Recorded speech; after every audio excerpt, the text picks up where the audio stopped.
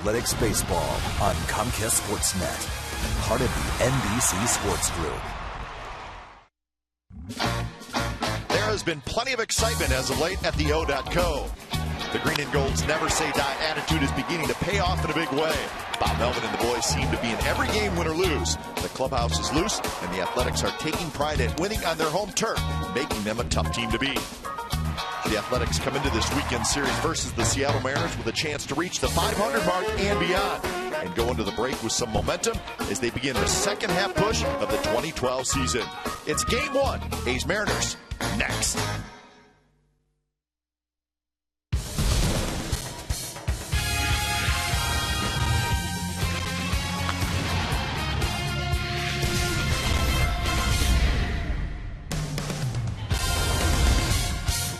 Well, after an off day, the A's and their fans back to work. Weekend series against the Seattle Mariners. Tommy Milone, a rookie, against the 14-year veteran Kevin Millwood. So there's your pitching matchup. It's Game 1 of the 3-game series here at the O.co Coliseum. It's the Oakland A's and the Seattle Mariners. You'll see it right here on Comcast Sportsnet, California.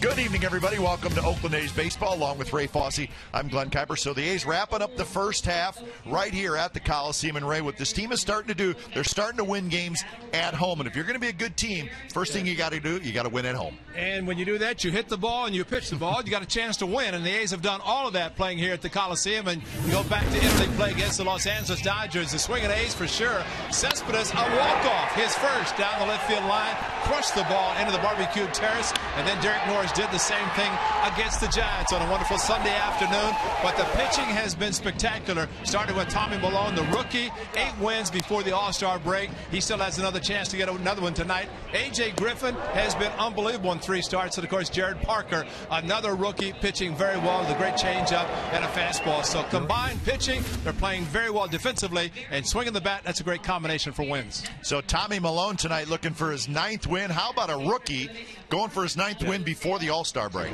It's all about Tommy Milone, his fastball, a great changeup. He has a lot of confidence playing here at the Coliseum. However, he's not pitched that poorly, especially up in Seattle against the Seattle Mariners. But the changeup is outstanding. The fastball is perfect. He mixes his pitches very well. He's got a complete game. All those things factor into a great first half for Milone. So the A's looking for their 5th consecutive win, and a win tonight, they get back to the 500 mark. How about that? So get to 500 and then go from there. That's what we're thinking they're going to do. Lineups at first pitch when we come back to the Coliseum. It's the A's and the Mariners coming up.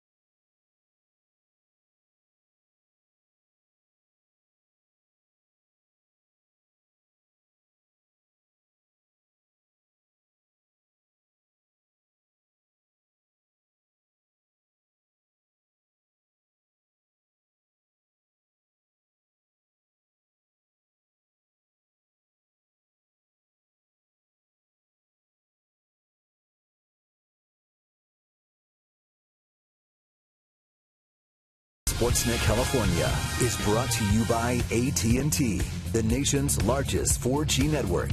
AT&T, rethink possible. And by Toyota.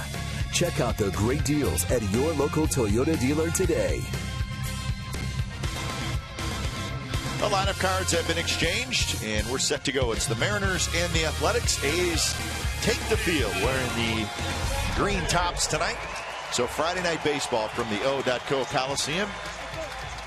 The A's back in the AL West against the Mariners. Game time weather tonight brought to you by the Santa Cruz Beach Boardwalk. Get to the beach. The admission-free boardwalk is open daily. Kind of a typical Coliseum night. Nice and comfortable. 64 degrees. Not a whole lot of breeze and clear skies.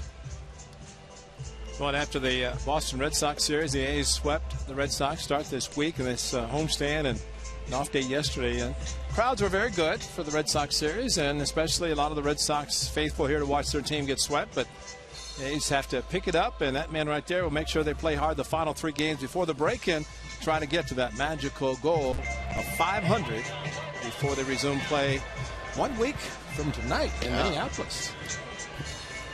Let's look at the Mariners lineup for tonight. You saw Ichiro. He will lead it off. He's going to DH tonight. Casper Wells is in the lineup. He's in left. Saunders hitting third. And then Miguel Oliva, the catcher, will hit cleanup. Seager at third. Smoke at first.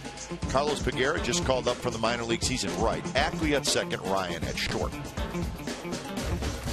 Tommy Milone is on the mound for the Athletics, and of course his numbers here at the Coliseum, the 5-1, 0.99 earned run average. But up in Seattle, 7 innings of shutout baseball to start up in Seattle.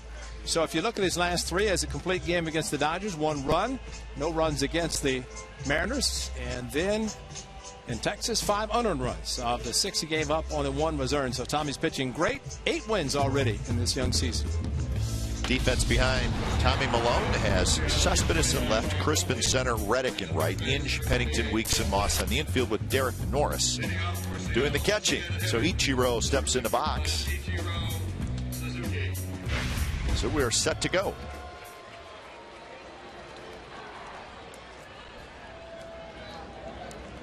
So Malone's first pitch is right there for a strike, and we're underway. 7:08 first pitch.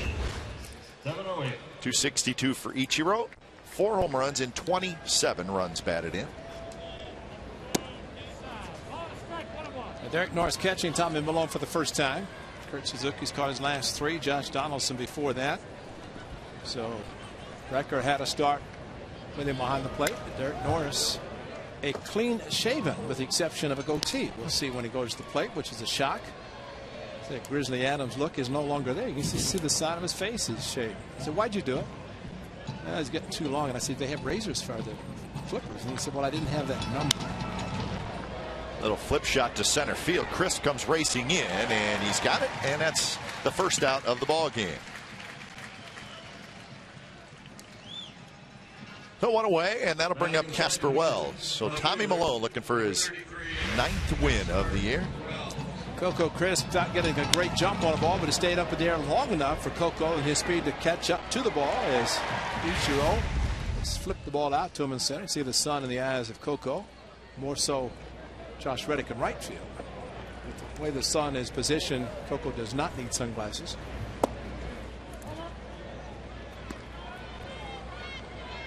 Casper Wells is the hitter. Coco's going to be out of the sun in about 10 minutes. He's not out there that long. A couple of steps to his right. He's out of it right now. There's a shot down the left field line, but foul. Casper Wells hit it hard. So the A's are 41-42, sitting on a 4-game winning streak, and they're 22-19 at home. But just 4-6 against the Seattle Mariners this year. Of course, they opened the season in Japan, and then they came here and played 2 games here, and the Mariners won both of those games. And they went up to Seattle for the Mariners home opener. Yep. So a lot of games early. Well, there's a changeup that's so effective for Tommy Milone, and when he's got the changeup working, and I'm sure he will go pretty much with Derek Norris, and Norris knows that Tommy has a great changeup. He can use it anytime, any count. How about this shift? That one's lined to left, and that's a base hit. So Casper Wells hit that line drive foul, and then he comes back and lines this one to left for a base hit. See, he swung at a changeup, came back with a fastball, and tried to go inside and drop the head of the bat on the fastball. This is 87, and the Exmo was keeping the bat back, get the front foot down. Exmo brought to you by Cache Creek Casino Resort. Very happy to have the Exmo, and sponsored by the great people at Cache Creek Casino Resort. Here's Michael Saunders. Saunders takes a strike. Game up in Seattle. Remember that game? Bill Miller, home plate umpire, had the low strike zone. I mean, calling the low strike. And not that they were not strikes, but really helped out for Malone. Same in his last start against the Rangers. But was not as fortunate in that game with the 5 unearned runs in the 5th. Just a bit inside. Beltre and Hamilton homered off Malone in that game, and the Hamilton home run was the big blow because it came after an error, and the error, he would have been out of the inning, but he had to face Hamilton, and then Hamilton hit the home run. In the air towards Cespedes, and he's got it, and that's out number 2. Now this is the start 2 starts ago up in Seattle, and he was terrific. He had everything working. An inside fastball. There's a changeup down in the dirt. Good. There's the low fastball that Ryan thought he had walked, and then he got a changeup swing and a miss. So no walks for Tommy Malone. And what was interesting, I thought, in that game, and I don't know that I've ever seen it, every hitter in the Mariners lineup made the final out of an inning. That's right. All three. That's right. I mean, you look at the whole game. It didn't look right. It did not look right, but every batter made the final out sometime throughout the game. Final out of an inning. So Tommy Malone was spectacular, and I think the biggest thing for him winning on the road, although Safeco Field in Seattle, a big yard as well, like this one. But I don't think it really matters where Tommy Malone pitches. He does a very good job regardless. First pitch to Miguel Olivo is a strike. Looks like Jesus Montero, the young DH catcher for the Mariners, who you'd figure would be in the lineup, but understand he took a foul ball off the mask on Wednesday, and he's just got a mild concussion. But that's a big bat, maybe the biggest bat the Mariners have, but Montero is out of the lineup. Tommy Malone lost to the Mariners when he had a home run. Yeah, that's right. In Seattle. April 14th. Yep. Lost 4-0, shut out in that game. But evidently he turned his head slightly whenever he got hit in the face in a foul ball, wearing the hockey style mask, and it did not deflect it like it should have because of the way he turned. Well, this is the foul ball off the mask that we're talking about. See if the head turns. So he got off to the side, left side, and watch the head as it comes back off the. That's the turn there, off to the side, but I think it was Montero. They said close your eyes, and he almost fell down. And Eric Wedge said, "Okay, let's go." And then Gutierrez also, he is actually on the 7-day disabled list because of concussion system, or syndrome, I guess. But he took one on a throw to first base, and it hit him on the non-ear flap side as he was getting back to first. So Eric Wedge dealing with injuries to 2 very important players. And we hope both are okay. Here's Seager. But Franklin Gutierrez cannot catch a break. No. Just when he was playing again, simple pickoff attempt at first base hits him in the ear. 2 on, 2 out. Seager leads this Mariners team with 48 RBIs. Close pitch. See, that was the pitch he was getting last couple of starts tonight. Tim Tschida doesn't like it. Lower part of the strike zone. And I don't think there's anything wrong with that. That's a good pitch. Veteran Tim Tschida behind the plate. Set up in a good position. Swing and a miss. 2-0 pitch. Seager chased one out of the strike zone. So Tschida, he's the crew chief. Mulkey at first, Nelson at second, Guccione at third.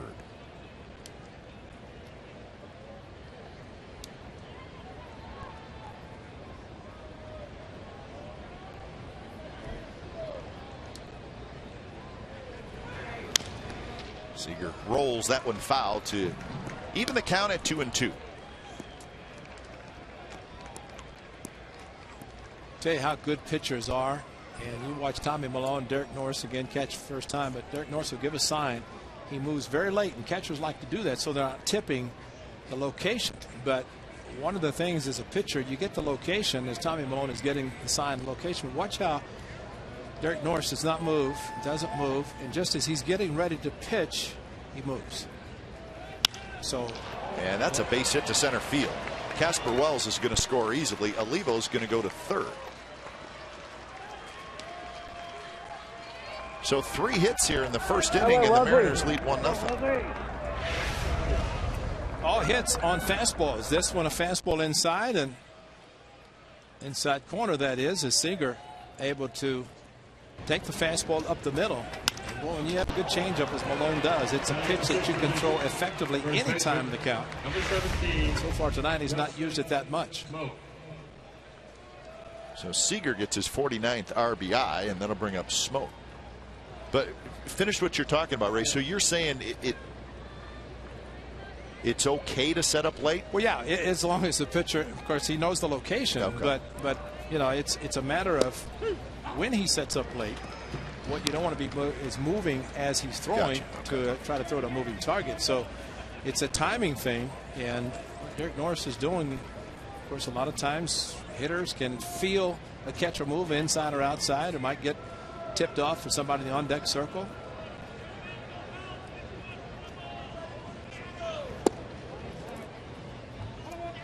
So yeah, the pitcher knows the location, so he doesn't need to look at the catcher before he starts his windup. You know what a lot of catchers do is set up directly behind the plate, and then they move right or left. But for example, here, if you want to call the outside pitch, you split the outside part of the plate, and then all you have to do is put your glove in. You don't have to move your body. And this is not easy when catching a pitcher for the first time. You can warming up in the bullpen, but get rid of the mask. There you go.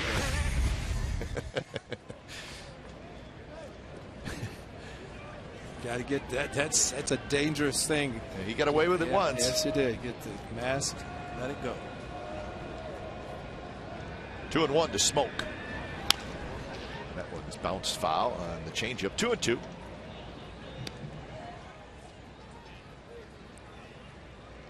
ERA in home games. Milone and Parker 1-2, and then McCarthy is third. How about that? The A's have the best ERA in the American League, 3.43 as a team. So that is a good thing. Pitching's been terrific. That one is on the outside corner, strike 3 call. So a run on 3 hits for the Mariners. We go to the bottom of the first, 1-0 Seattle.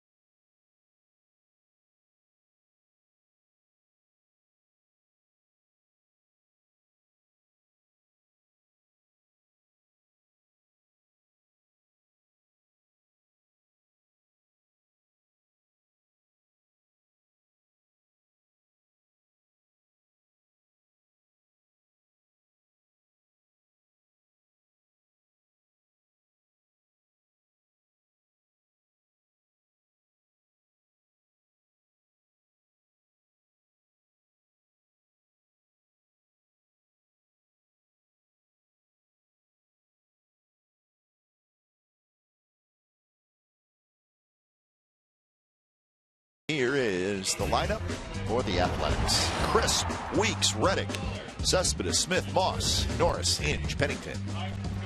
Millwood, Kevin. Millwood. Stand up. That is the veteran Kevin Millwood, and he is making his second consecutive start against the A's. Last one he left early, as a matter of fact, in the third inning. He gave up a leadoff home run to Coco Crisp, then shut down everybody, and then had a reoccurrence of a groin injury that had him leave a game in which he had pitched the beginning of a no-hitter combined. Six-pitcher no-hitter. But he's good. He mixes his pitches well. And Coco will not get the same pitch that he hit for home run in Seattle. So Millwood pitching on 8 days rest. They actually pitched pretty well, huh? Yep. For them. I mean, his record is only 3-6. ERA right at 4. He had a stretch right in the middle of the season where he was terrific.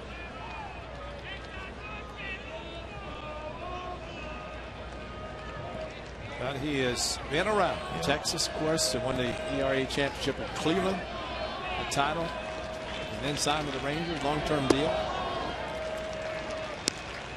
But thinking back to the great Mariano Rivera, who injured his knee, out for the season, shagging fly balls, and Kevin Millwood behind the batting cage up in Seattle. And I said, "You all right?" He said, "Yeah."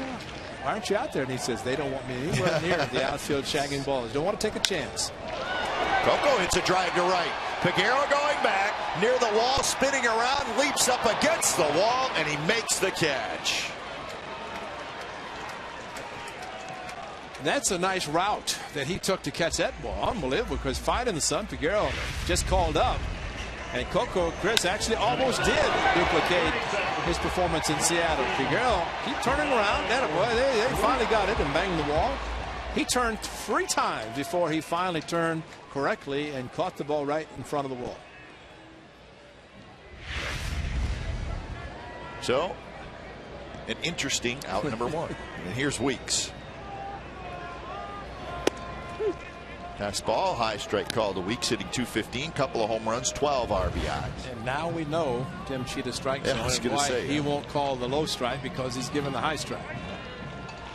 That's why you have to know your umpires if you're a pitcher and catcher and hitter especially, because if he's going to call the high one, you prefer maybe the high pitch. The low one you might beat in the ground anyway. So now that we know, let's see if it stays that way. That's right. That one just a bit outside. 2-1 the count. Reddick on deck.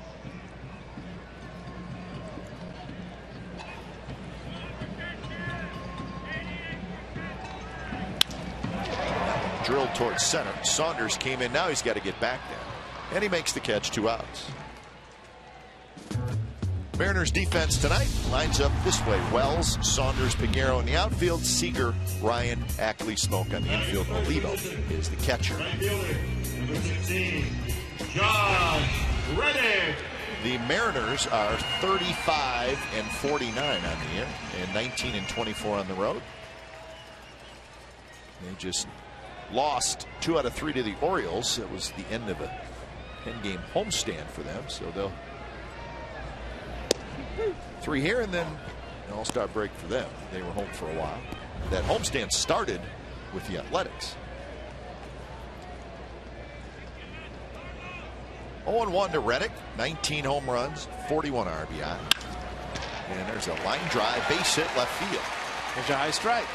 Well, Weeks swung at a high strike as well. That might have been strike out of, actually not even a strike, but Josh Reddick figured he's going to get the fastball away, got on top and drilled it to left field. Excellent swing by the A's right fielder. Well, Millwood in the startup in Seattle, as I mentioned, lead off home run, and then he retired 8 in a row.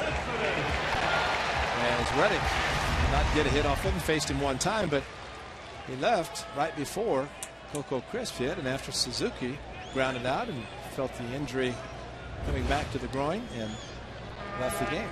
Actually, the A's got 2 hits in the game, 2 home runs. Just enough to win 2-1. Cespedes off the Okuma.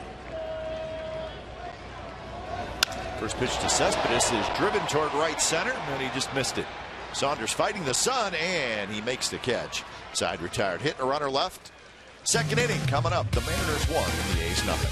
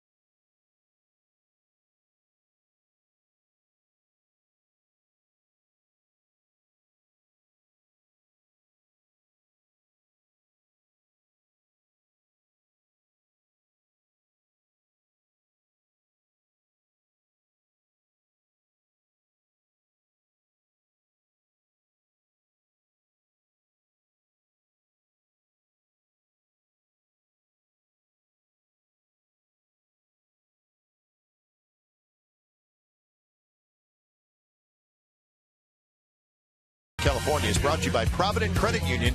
Provident Credit Union's Super Reward Checking is better than free. They pay you.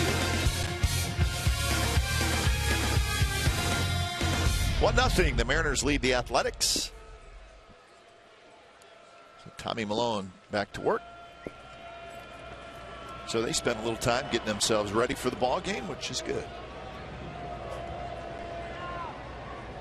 Peguero, Ackley, and Ryan here in the second. Carlos Peguero. Yeah, Mariners actually doing something they have not done recently, and that's score early. They've usually been waiting towards the end of the game to score, but scoring a run in the first inning with a 2-out hit by Seager. I saw this big guy a couple years ago when he first came up. Strong, very strong. All or nothing. Yeah. He had 18 home runs in 49 games in AAA this year.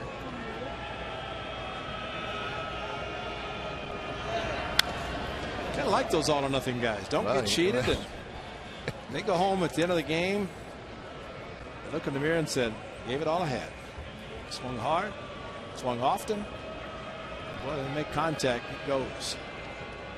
Excellent catch in right field, robbing Coco Crisp. Swings at the changeup.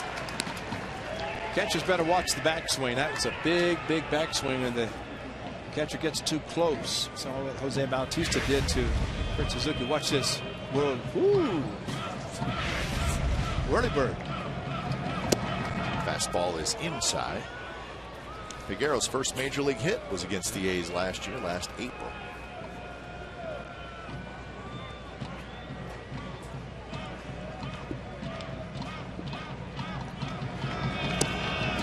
There's the wild swing, and it's a strikeout, and you will see a lot of that from Peguero. So that's the second strikeout for Tommy Milone. And maybe that's something that Milone and Norris learned after the first inning. Change up to a lefty, down and in with 2 strikes.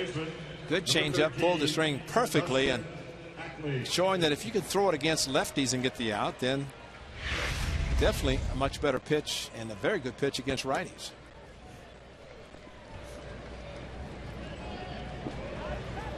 Peguero pulled his head just a little bit on that swing. Just a smidge. Well, the all or nothing, and you know that would be all or nothing. Yeah, you appreciate a guy that gives it everything, but sometimes with 2 strikes, key down. 238 for Ackley. Boy, he's really struggling. 6 hits his last 43 at bats. Well, I think Ackley is one guy that second year had a phenomenal first season last year. I'd like to bypass year number 2 and go straight to number 3, because that sophomore jinx, a lot of truth, but it's simply trying to figure out what a hitter cannot do. Once you expose yourself to a certain pitch or type of pitch that you can't hit or have trouble hitting, you're going to get a lot of it until you prove you can. He hit 273 last year in 90 games.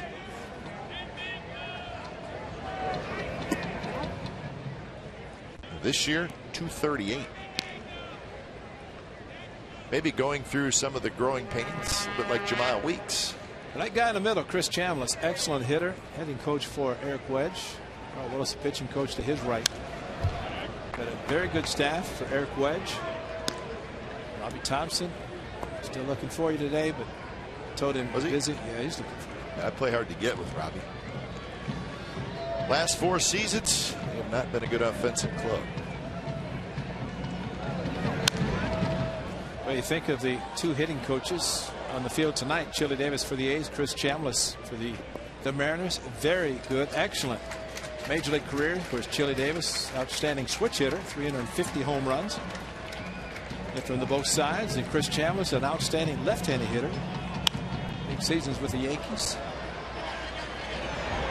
Hinch comes down and he's got it. The A's will host the Chevron STEM Zone at the Coliseum Friday, July the 20th through Sunday, July the 22nd, when the A's play the New York Yankees. Chevron, in partnership with the Exploratorium in San Francisco, has created the STEM Zone, which introduces children to science, technology, engineering, and mathematics.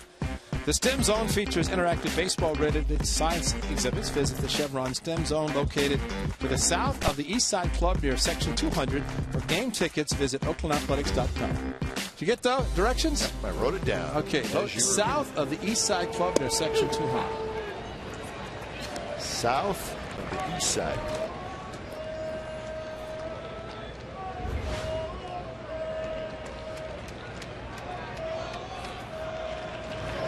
Inside to Brendan Ryan. 1-1 the count. Ryan hitting 182, 2 homers, 20 RBI. Tommy Milone trying to have a 3-up, 3-down inning. It's hit high and foul. Big bounce. Another bounce. Scrum.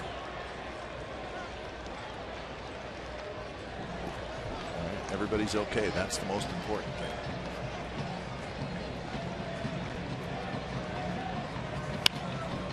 Soft line drive, foul.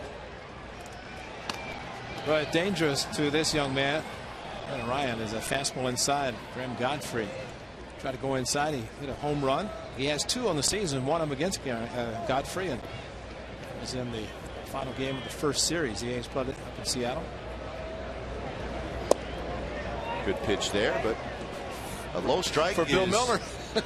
Not to be had tonight. At least not yet.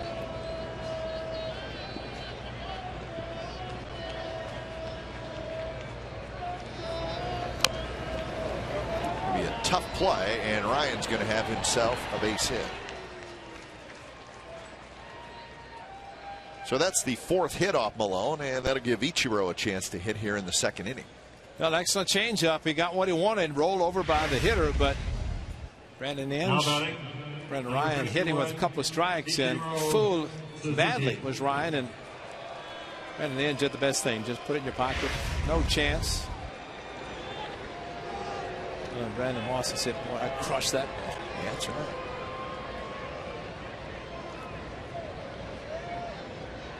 Ichiro hit a fly ball to center field in the 1st inning.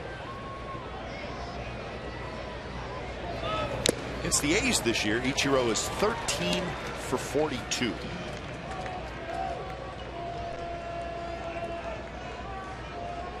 Most hits since 2008.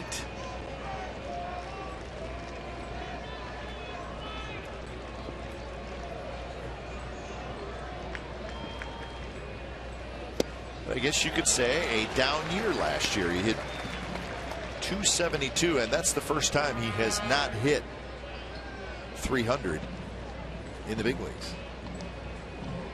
Well, didn't make the All-Star team, didn't win the Gold Glove, didn't get 200 hits.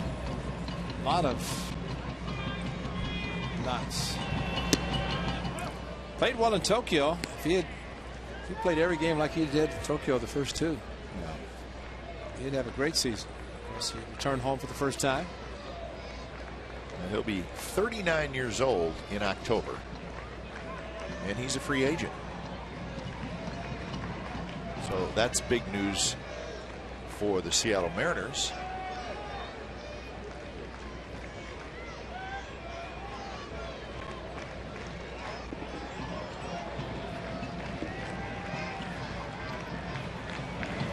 Swing and a miss. He chases a pitch way out of the strike zone. A couple of strikeouts in the second inning for Malone. Bottom of the second coming up 1-0 Seattle.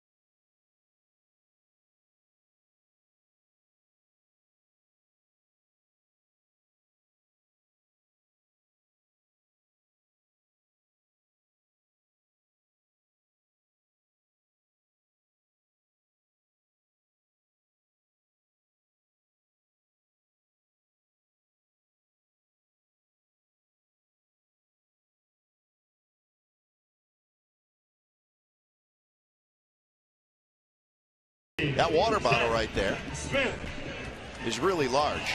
That one is smaller. And for those good folks on Authentic Fan Friday that are sitting up in the value deck right above us, that's the giveaway tonight. Comcast Sportsnet water bottle. Every Friday home game, they give something away. That one's lined to right field, and that'll be a base hit for Seth Smith. Big turn by Smith at first. And remember, it's Figueroa in right field and not Ichiro, and that's a whole different way of playing the outfield. Seth Smith hooking the ball. Figueroa had to reach to make sure the ball did not go by him as he went to the line and had to reach back. But Exmo, get the foot down and let it go. Seth Smith has to be ecstatic. Got a hit as a DH. He's figuring it out. So leadoff single, here's Brandon Moss.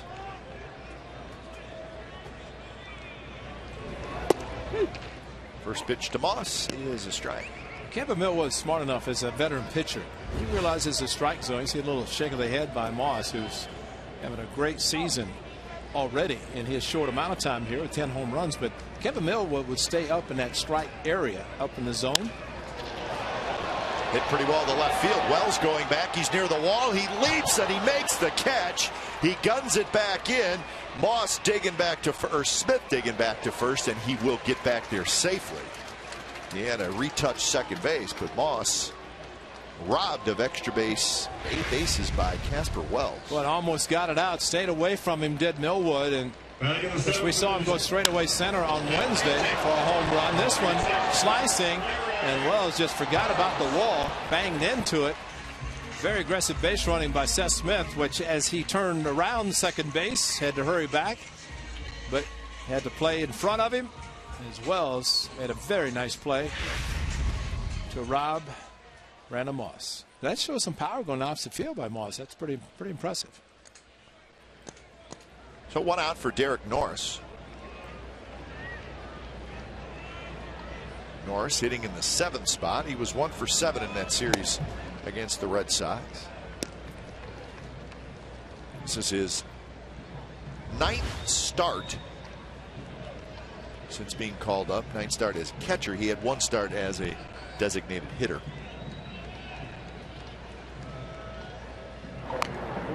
So he is getting a fair look.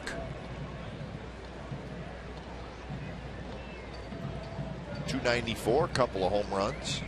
Stole a base and decided to shave. Figured nobody would recognize him. He could steal another one. He's got 10 hits in 34 at bats. Drops in first strike. Does not have a double or a triple, but he's got a couple of home runs. 1 a game winner.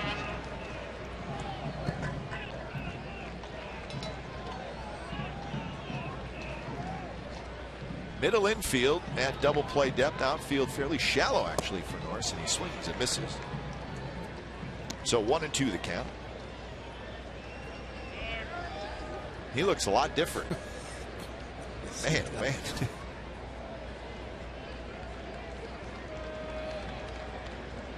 He may be 3 to 4 pounds lighter. Well, I thought if you go and shave it in Texas when it was 110. That's a good call. Not here where it's nice and cool, nice weather. Low strike, not to be. That's another good pitch. Yeah. It's not called a strike. Well, pitchers want to pitch down in this area, and they want to get the calls or have hitters swing at them. But two-seamer running back from the outside, catching the corner, and Noah thought he had strike 3, but remember, he's getting the high strike.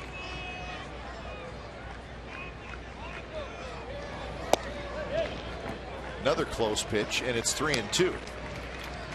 Well, that one had to be off the plate. Definitely had the height. There's Tommy Cam, and just between the line and home plate. So off the plate enough for this ball.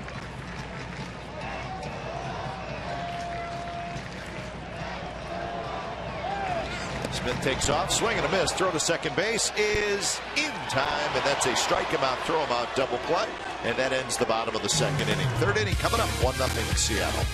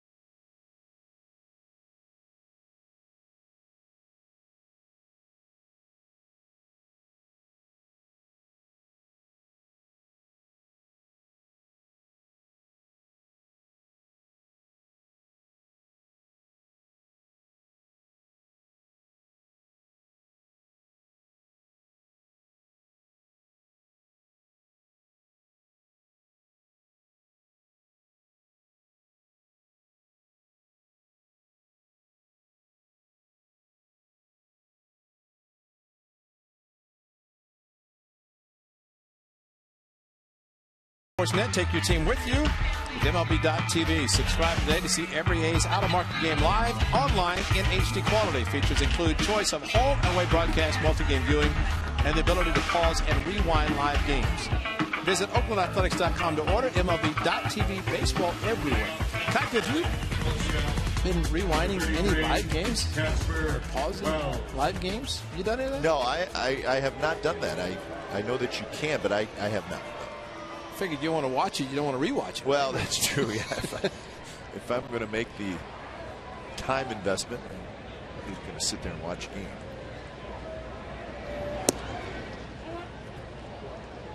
Best thing to do, my favorite thing to do is if we're on the East Coast, do a game, whether it's wherever it is on the East Coast. You get back to your room, and the A's game is still kind of fresh in your mind, and you do a little work for the next day, and you put a West Coast game on. It could be the Angels, could be who's ever playing, and you sit and watch the game, and you do a little work. Get tired, go to bed. Is that an exciting evening? That's exciting, I tell you what, that is about as good as it gets. I can't wait to talk about the barbecue challenge and hear more about that. Come to the Coliseum tomorrow. This is it, folks, as the A's have partnered with the Alternative Family Services to host the 2nd Annual Bay Area Barbecue Championship. It's a Pro-Am barbecue cook-off with some of the best teams in the country competing. And it's going on right now. They've got it all set up out there. They're prepping for it right now. Celebrity judges include all of us. And also, Johnny Gomes will be there, outfielder for the A's. This event runs from 10 a.m. to 5 p.m. in the Lot A. Remember, Lot A. For more information, tickets go to oaklandathletics.com/Bay Area BBQ. Saunders is retired. So those folks are serious. Yeah, they've got the tent set up. They've got the barbecues. I mean, that's maybe we'll take the mobile camera. Oh, it's mentioned, and Delaire's going to show it right now. Big Jim's, that's award winning. Number 30, Miguel Barbecue Olivo. cook-off. Let's see. That'll be fun. 10 to 5. Games at 7. So barbecue, beer fest. That's a serious tailgater there. Yeah, none of that barbecue is bad either. It's all going to be good. It's just a matter of which is the best of the best. Little pop up. Weeks is out there, and that is a 6-pitch inning for Tommy Milone. Nicely done. Bottom of the 3rd coming up. 1-0 Seattle.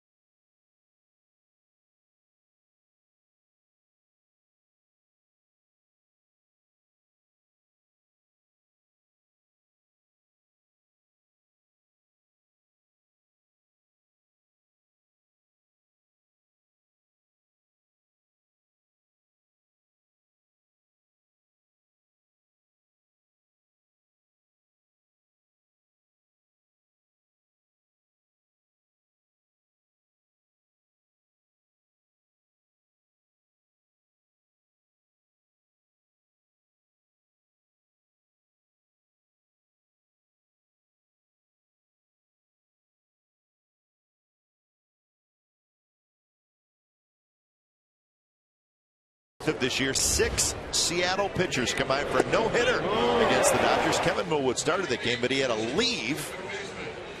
Injury, and then it was Furbush, Pryor, Lutke, Lee, and Wilhelmson who finished it up.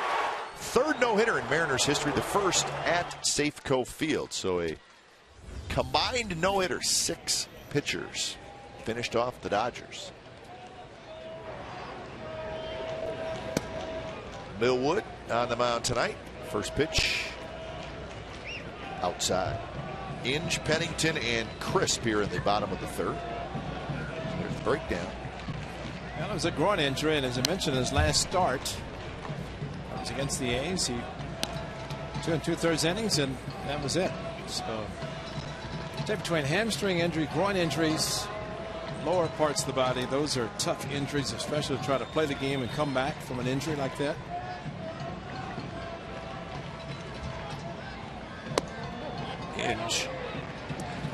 He's able to hold up, says Bill Wilkie. 16th season, 7th team. He's got 166 career wins, Kevin Millwood. He is one behind Bartolo Colon. Colon's got 167. Mark Burley has 168. Those are some of the active pitchers. The leading active pitcher in wins. Now the question is he still active? Is Jamie Moyer? He was just let go again. Yeah. He's got another 27 teams. Swing and a miss. So that's the second strikeout for Millwood. Millwood's got a no-hitter to himself. He no-hit the Giants back in 2003. Tailing fastball. Number 2, Cliff Pennington. So that was his first season with the Phillies, first of 2. Braves, Phillies, Indians, Rangers, Orioles, Rockies, and now the Mariners. Well, I think the A's have learned, as Derek Norris did last inning, Brandon Inge this inning.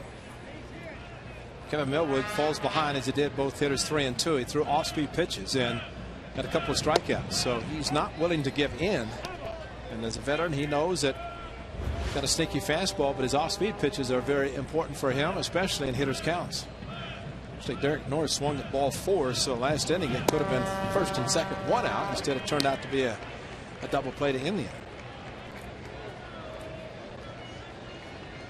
But one time through the batting order, Kevin Millwood will use his off-speed pitches, especially in those counts, and see how those change second, third time through the order, assuming he's still in there. Guys like Millwood, and you know, I like this. They don't worry about a whole lot, and they're not going to nibble around. They're going to come right. They know what they have. So if they had Colon and Millwood pitching head to head, you'd have 2 guys Like them. Yeah.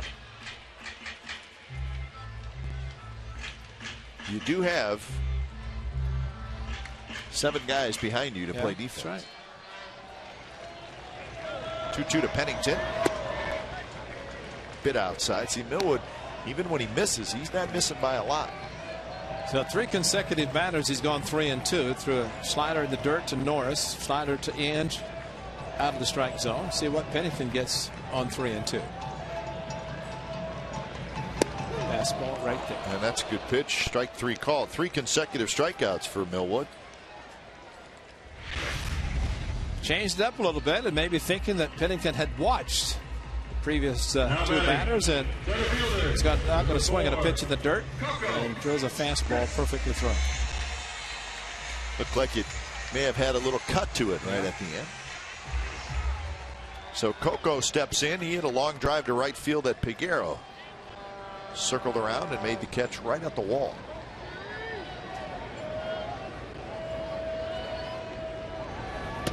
First pitch is not close. The Orioles and the Angels are underway. No score in the 3rd inning. That's Dana Evelyn pitching for Baltimore. C.J. Wilson for the Angels. Wilson is looking for his 10th win of the season. He is an all-star this year.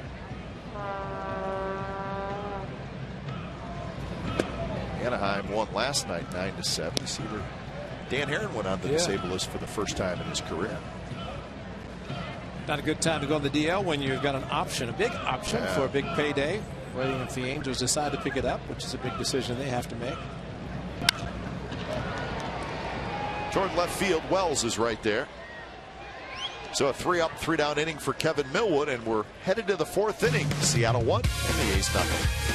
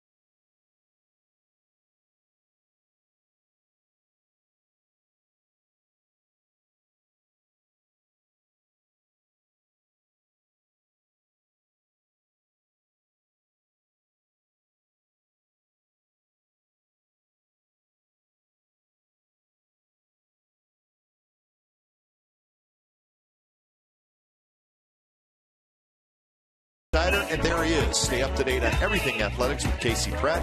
Follow Casey on Twitter at Casey Pratt CSN. He knows he's on. He's trying not to smile. Log on to A's Talk on CSNCalifornia.com all season long to read Casey's news and notes on the Oakland Athletics. He knows he's on. Does he have 3 computers in front of him? It's cool.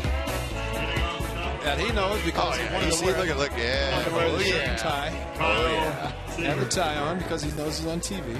Yeah, he was like, oh, man, just get that camera off me. And he peeked and he was still on. Got to see himself.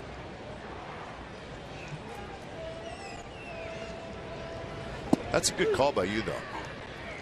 If I was Casey and I knew that they were going to put me on, I'd like steal a couple computers and just set them up all in front of me, so it looks like I really got the baseball world in front of me. He's an insider. Put some headphones on or something. Just make it look like you're CSN Central, baby, right there. A's Central. Well, he's busy. He's writing everything. He is busy. Yeah, it's good to see. A lot of good stuff. And yeah. Now his phone's going to ring. A little advertising for That Casey Pratt can do it all.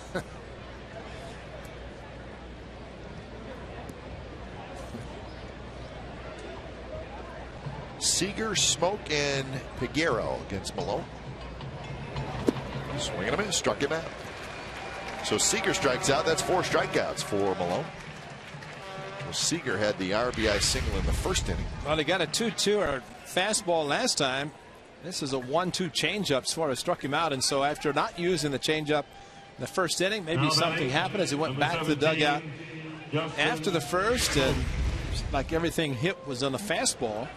And when you have a good changeup as Tommy Malone has, you need to use it. These hitters are fooled, as they have been since that first inning. Smoke swings at the first pitch, fouls it back. 5 in a row retired by Tommy Malone.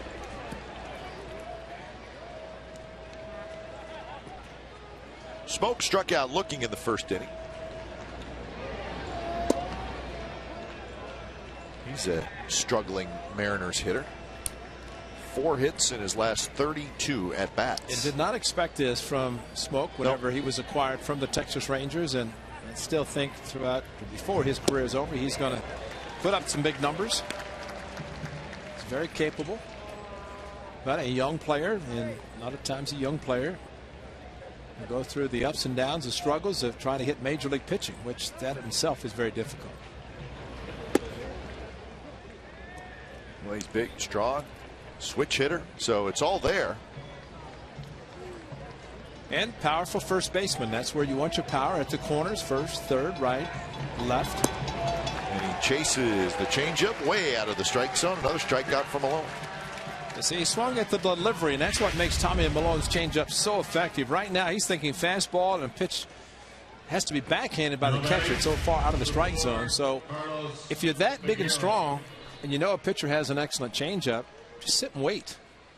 But that's when you have to trust your hands, trust the strength and your reaction time, and not necessarily swing at the delivery. And that's what makes Tommy so great. Here's Peguero, who takes outside.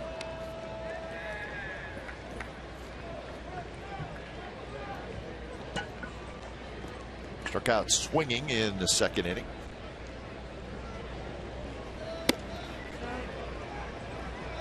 They're going to the bottom of the 9th, Ray, at Fenway. Yankees 10, Red Sox 8. We'll give you the goodies on that game when it goes final. But it started about 2 o'clock this afternoon. And yeah, they're heading into 6 hours. 4 o'clock start. But so it's going to be a 4-hour game at Fenway. Well, it's 5-5 after 1, wasn't it? 5-5 after 1. The first inning went 42 minutes. So they've actually speeded things up pretty well. It's a typical Yankees-Red Sox game, and it's not over yet. 10-8, bottom of the 9th coming up. Grounded toward Weeks. He's got it, and that's back-to-back 3-up, 3-down innings for Malone. Bottom of the 4th coming up. 1-0 Seattle.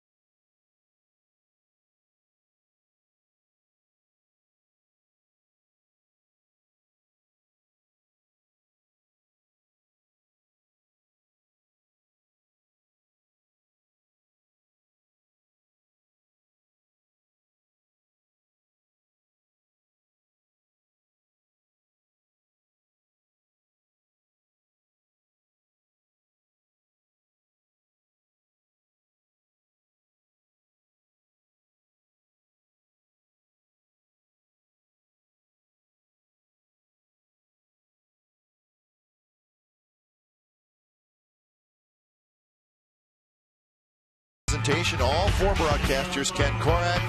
That's his buddy Vince Cotroneo. That's all an act right there, folks. Ray Fosse and myself get together. We'll have an unscripted roundtable discussion about tonight's game. We're going to call it the A-Team, and it's only on A's post-game live right here on Comcast Sportsnet California. Now we're trying. Vinny and Ken do a terrific job as always. So they'll come on over and talk about tonight's game. Hopefully we'll be talking about the A's reaching the 500 mark. I want to see the animations of the introductions that Dallaire has come up with. Can't show it until A's post-game live.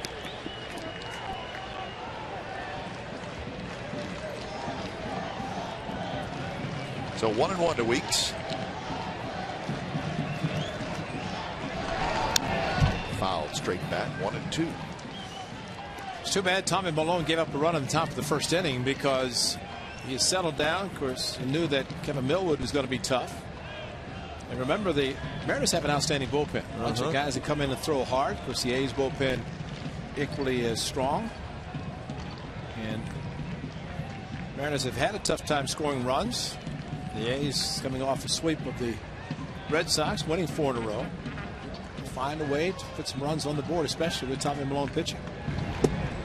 But you're right, though. Even though the Mariners do not have a good record, but when you play them, you do sort of start thinking about a 6-inning game. That's right. Because Furbush is very good.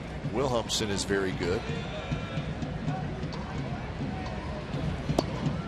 And that one, close pitch, just missed. 3-2.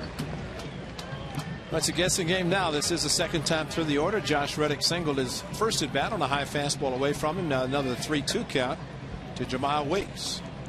And that one's lofted toward Casper Wells in left field. And that's out number 1.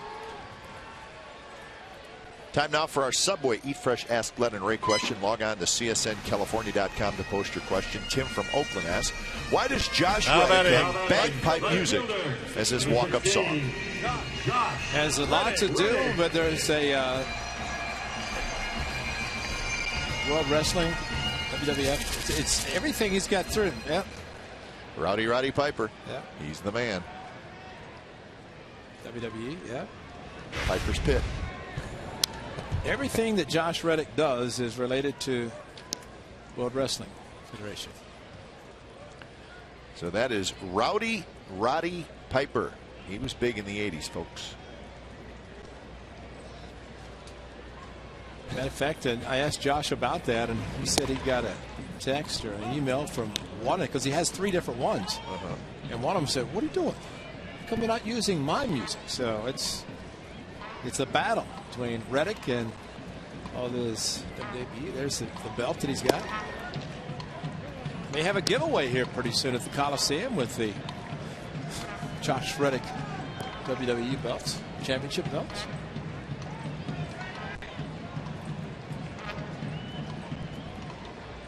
Whatever he's doing, a good job. It's 19 home runs, 41 runs batted in for Reddick.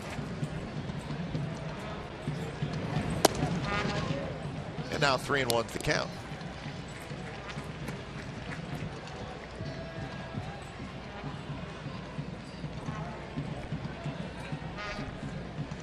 Well, maybe it's liftoff time if he gets a decent pitch that he can drive. Got to stay away from him, though. Outside corner strike, 3-2. Reddick lined a single to left field in the first inning. One of 2 hits the A's have tonight.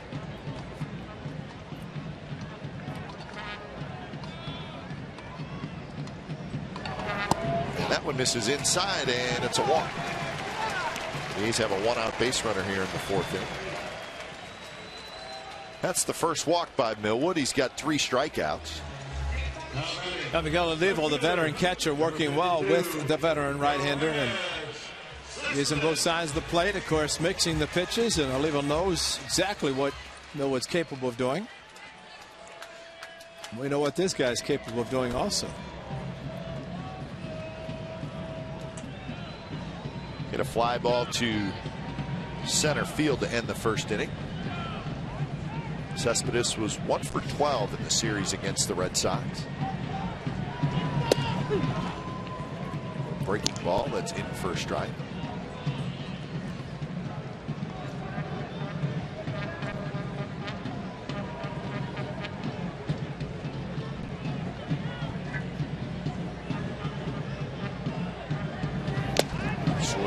miss, and it's 0-2. It's like that one had a little cut to it as well. Yeah. Watch this ball move. Cespedes also pulled off on the pitch, which is away from him. Just to remember is he does throw the cutter, throws a two-seam fastball and a cut fastball. Millwood does.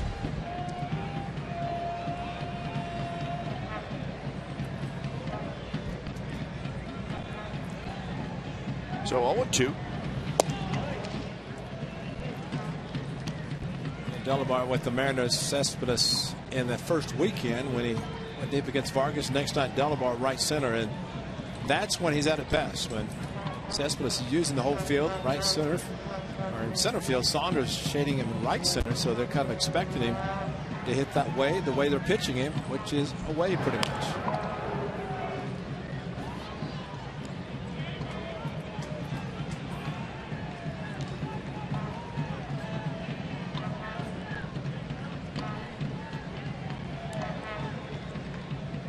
Boy, Wells, how far is he off the line? Let's see where Olivo sets up. They're pitching him away, going to stay away, not give him a chance to pull the ball. Little pop up should be playable for Smoke. It will be, and he's got it for out number 2. I think a lot of times a hitter can look at the infield and the outfield and figure out how you're going to get pitched. Yep. I mean, left fielder's off the line as much as Wells' possession with Cespedes, and Saunders, the center fielder, playing him right center. So fastball comes back in on the hands, jams Cespedes. It's almost like Millwood and Olivo saying, if you're going to beat us, you're going to go opposite field, which again he is capable of doing.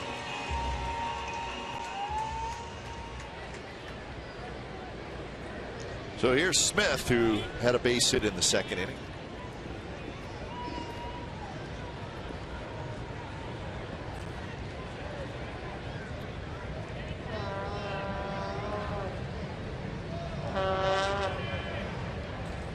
Millwood takes a glance over to Reddick and then steps off.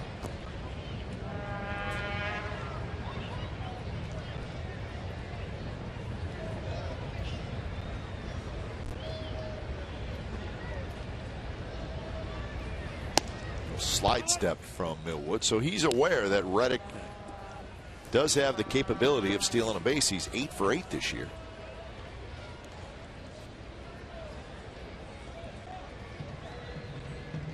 Now Olivo throws well. He actually did a very good job throwing out Smith in the second inning. Slider that bounced in the dirt. He picked it and still threw out the runner.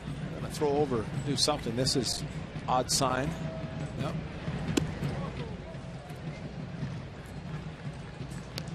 Of course, with Millwood having about 5 or 6 pitches, maybe Olivo has to use the entire hand to give a sign. So they'll chat about it.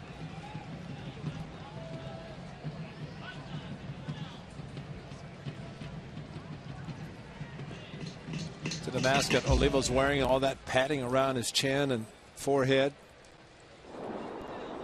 That's the kind of mask I like to wear. As much padding as possible.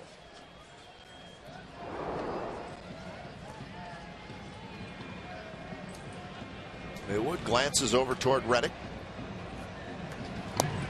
Missed inside, 3-0. On deck is Brandon Moss.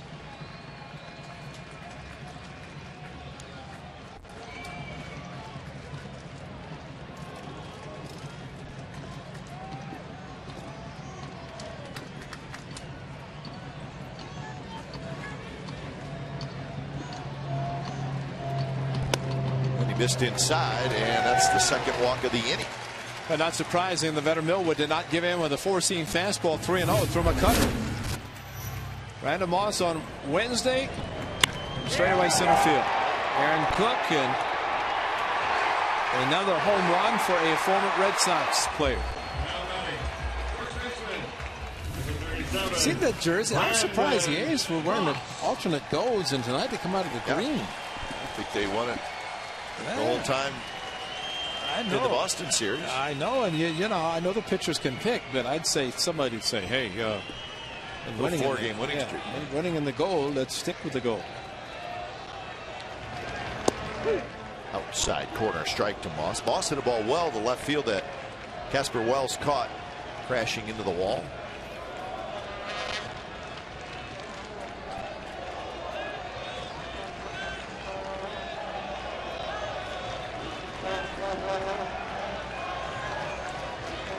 on, 2 out. Moss trying to tie it up. Swing and a miss as Millwood ran that one in on Brandon Moss. He's trying to tie it up. It got tied up with a fastball in.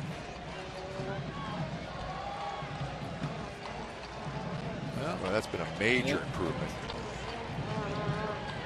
It was an issue early on. Swing and a miss. So Millwood gets a big strikeout, a strand 2, and we're on to the 5th inning. Seattle hanging on to a 1-0 lead.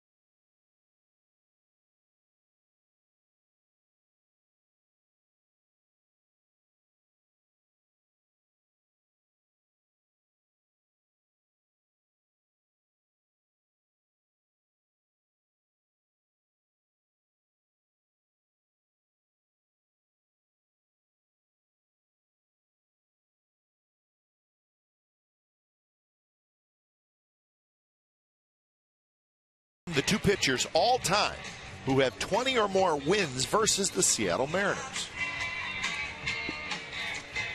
Getting off the top of the 5th inning for Seattle.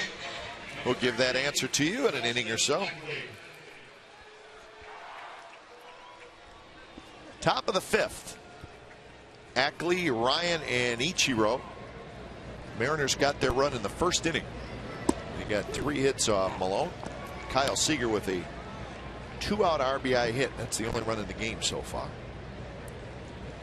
Remember, those pitchers have to be post 1977. Since yeah, Mariners came to existence. Right.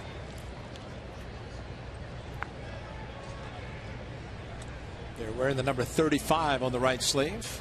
35th year. Still looking for the World's Championship.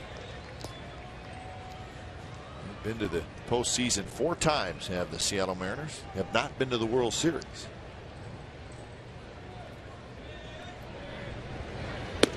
Up and in. And right now they're in a rebuilding stretch. 95 losses last year, 101 losses in 2010.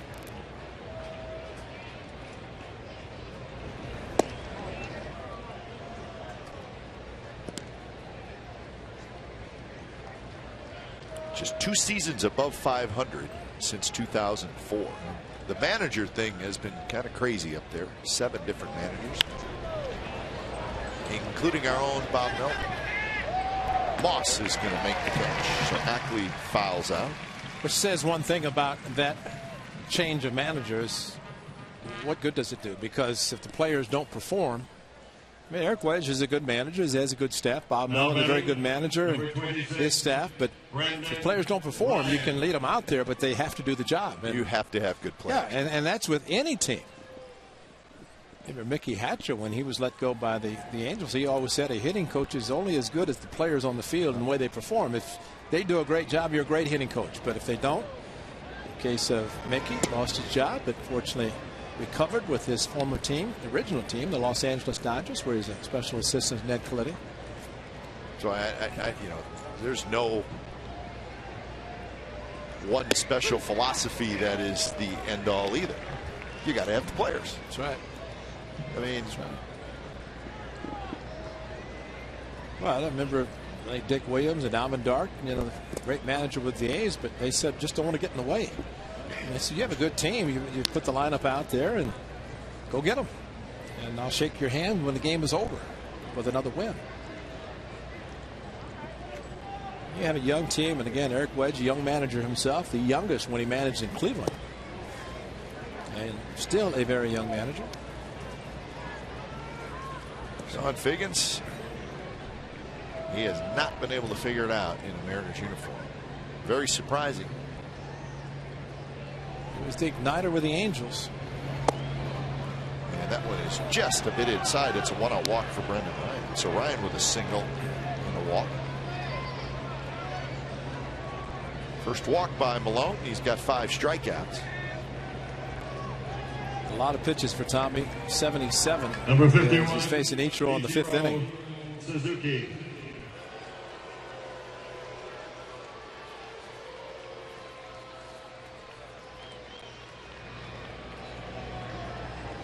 So Ichiro and then Wells, top of the order. Hinge on the grass at third. Slider down and away. But the last time the Mariners made the postseason was 2001, and that's when they had that terrific regular season where they won 116 games. But well, you get to the postseason, and then it's almost anything goes.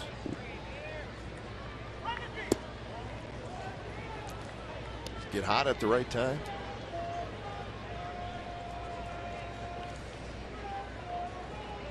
Two and 0 to Ichiro. Takes a long look.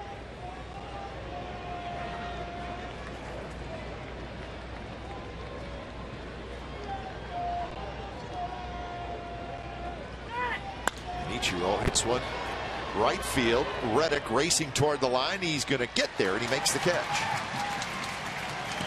I think Josh Reddick read the big swing by Ichiro, knowing that Ichiro, although a singles type hitter, has some power when he gets into one, and Josh Reddick might have just kind of stood still a moment as Ichiro hit it towards the line.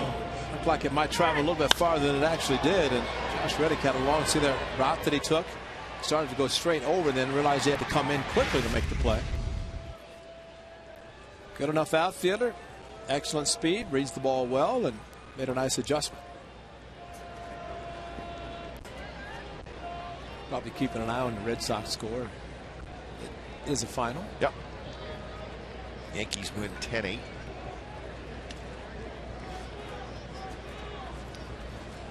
So they have the doubleheader dayliner tomorrow. They were just swept by the A's.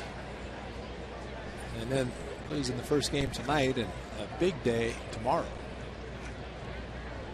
at Fenway. Wells swings at the changeup. The Angels just got a home run from Mark Trumbo, so they lead 1-0 in the bottom of the 5th inning over the Orioles.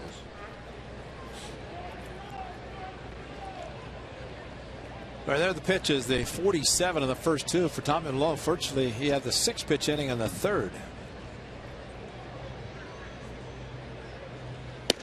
There's a fastball first, right?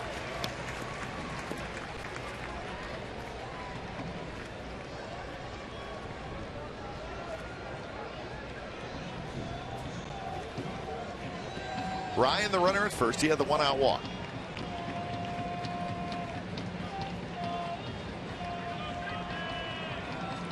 And Ryan is going to be picked off.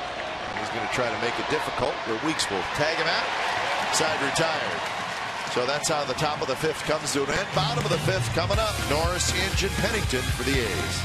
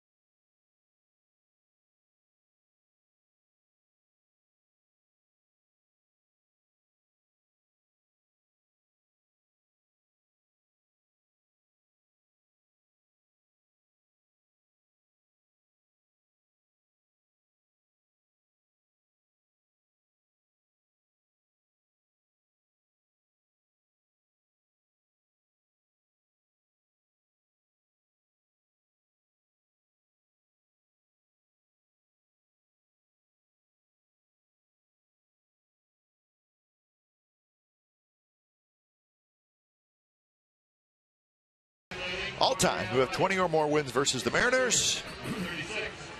Roger Clemens 23 and Stu had 20. So Stu, when he had the 20-win seasons, was racking a few up against the Mariners. Always in April. Seemed like Stu was, probably 6-0 in April. Pitched every fourth day, it seemed.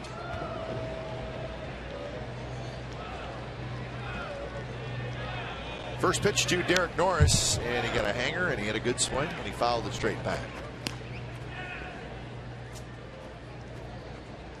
There's some goodies on Dave Stewart.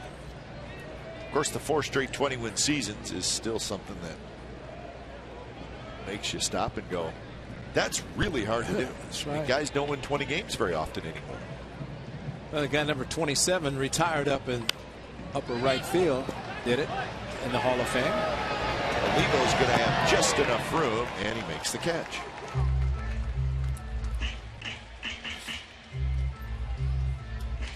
So Norris is retired. Oliva was waiting to brace himself against the fence behind him. He decided to circle around, to circle the wagons, then reached and thought the fence was there, and then said, nope, got about another 4 feet.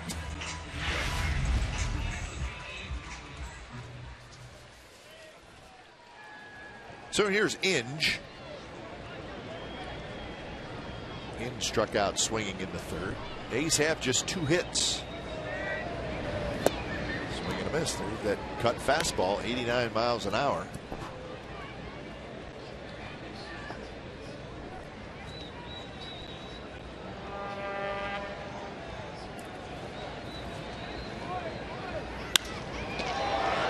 Lofted toward right center. Peguero over, and he's under.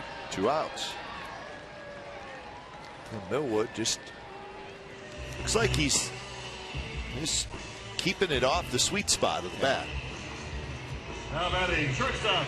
That's why he's in the rotation for the Mariners. He made the club because you look at the Michael Pineda trade to New York, where he's on the disabled list, getting Montero, but Kevin Millwood, spring training, made the club, and you can see why.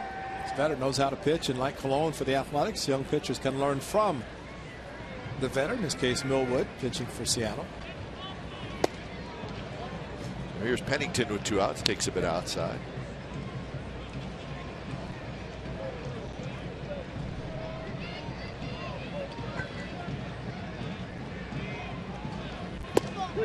Pennington was called out on strikes in the 3rd inning.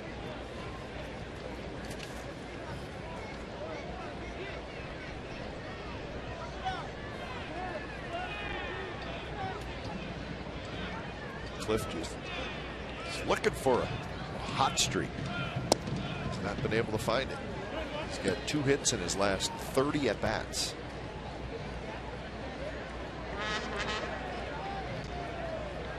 Well, it doesn't really help that Brandon Hicks is here and he's playing shortstop in the platooning, so it makes it a little bit more difficult. So you start looking at the pitching and who's going to be pitching and whether they're going to be in the lineup or not. And, so it goes. And, it's one of those things that players deal with. There's the couple of right hitters, Chris Carter and Brandon Hicks. 2-2 pitch, swing and a miss, struck him out. 5th strikeout for Millwood. He has another 3 up, 3 down inning, and we're headed to the 6th. Still 1-0 Mariners.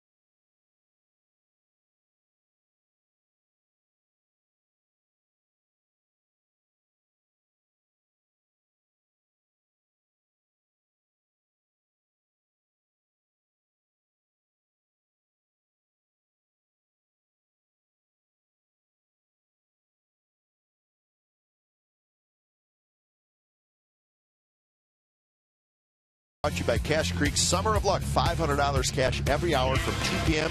till midnight. Visit CacheCreek.com for details. Beautiful look at the Bay Area.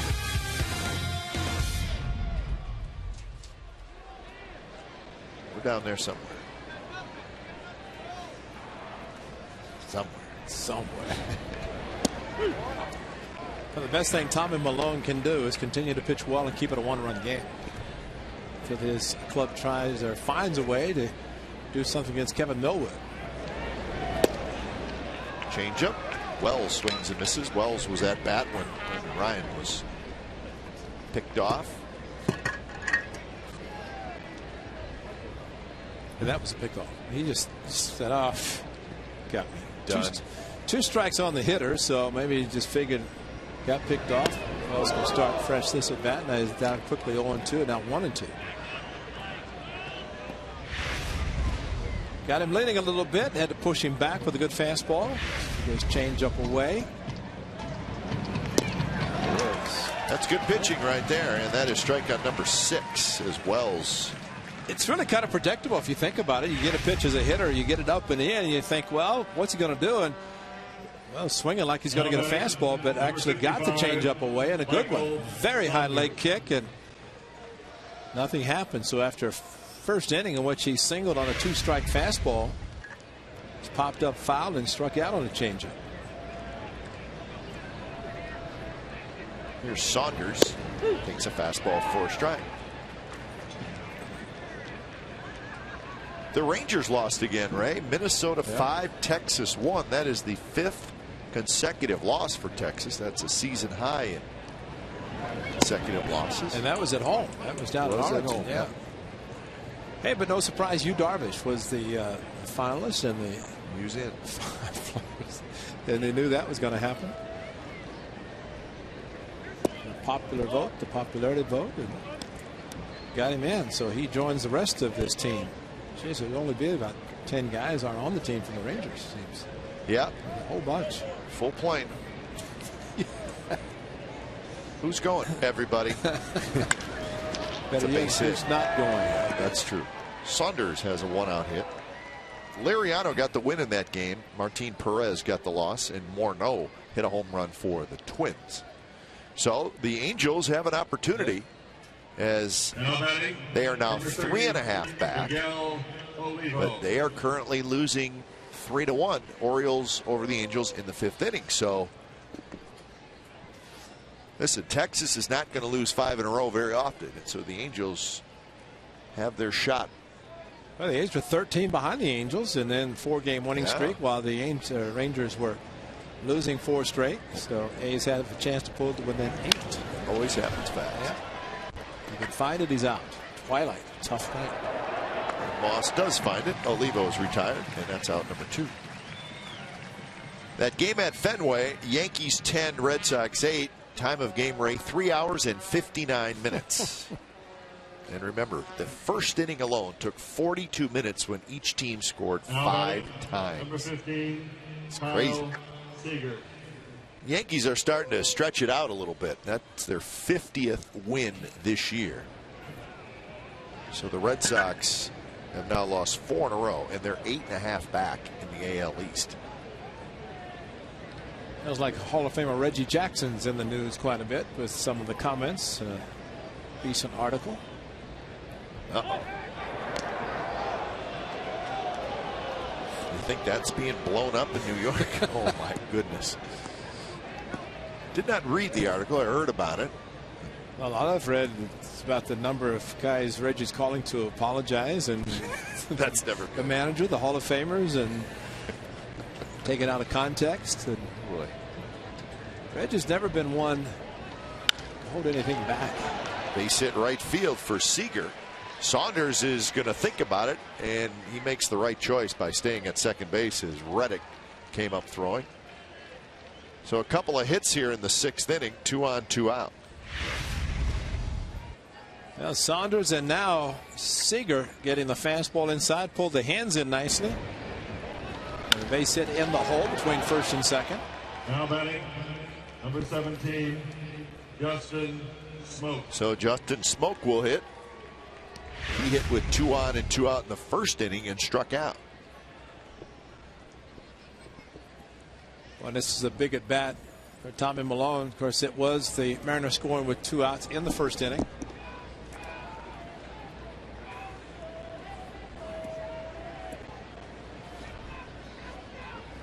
.92 pitches for Tommy Milone.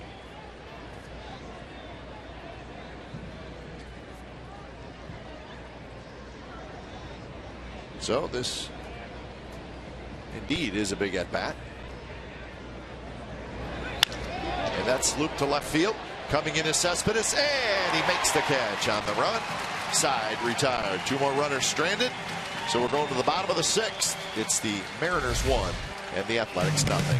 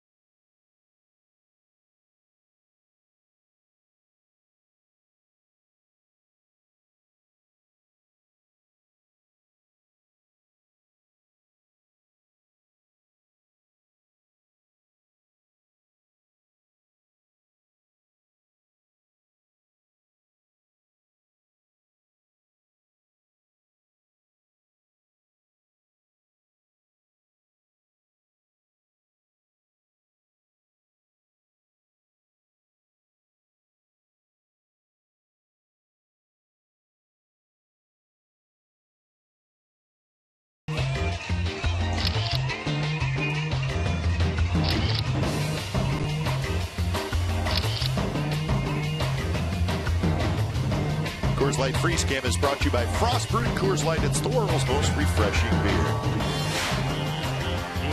1-0. Millwood and Milone both pitching very well. Bottom of the 6th inning, and the A's are at the top of the order against Kevin Millwood. He's walked 2. He has struck out 5. And the A's have not had a hit since the 2nd inning. And his pitch count is pretty good. It's at 68. Now remember, he's pitching on 8 days rest. And he's going to get at least a week's rest before the play resumes for Tommy Milone, whose pitch count's a little bit higher. And Kevin Millwood, if the groin injury does not come back. Everybody pitching this weekend, except for Felix Hernandez on Sunday, who could possibly pitch Tuesday in Kansas City. So he was an all-star. Strike call, 1-1. Well, leading off the game in Seattle, 27th, Coco Crisp. Ichiro jumped and second home run of the season for Coco. Twice this year now. He's already led off the game with a home run. Strike again, outside corner. Millwood hitting his spots, 1-2.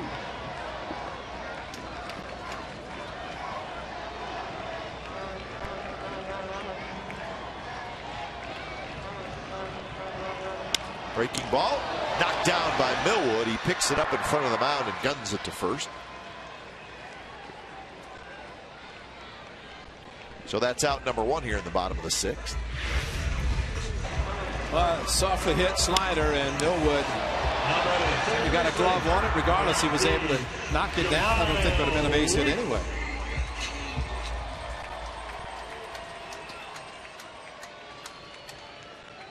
So Weeks will hit.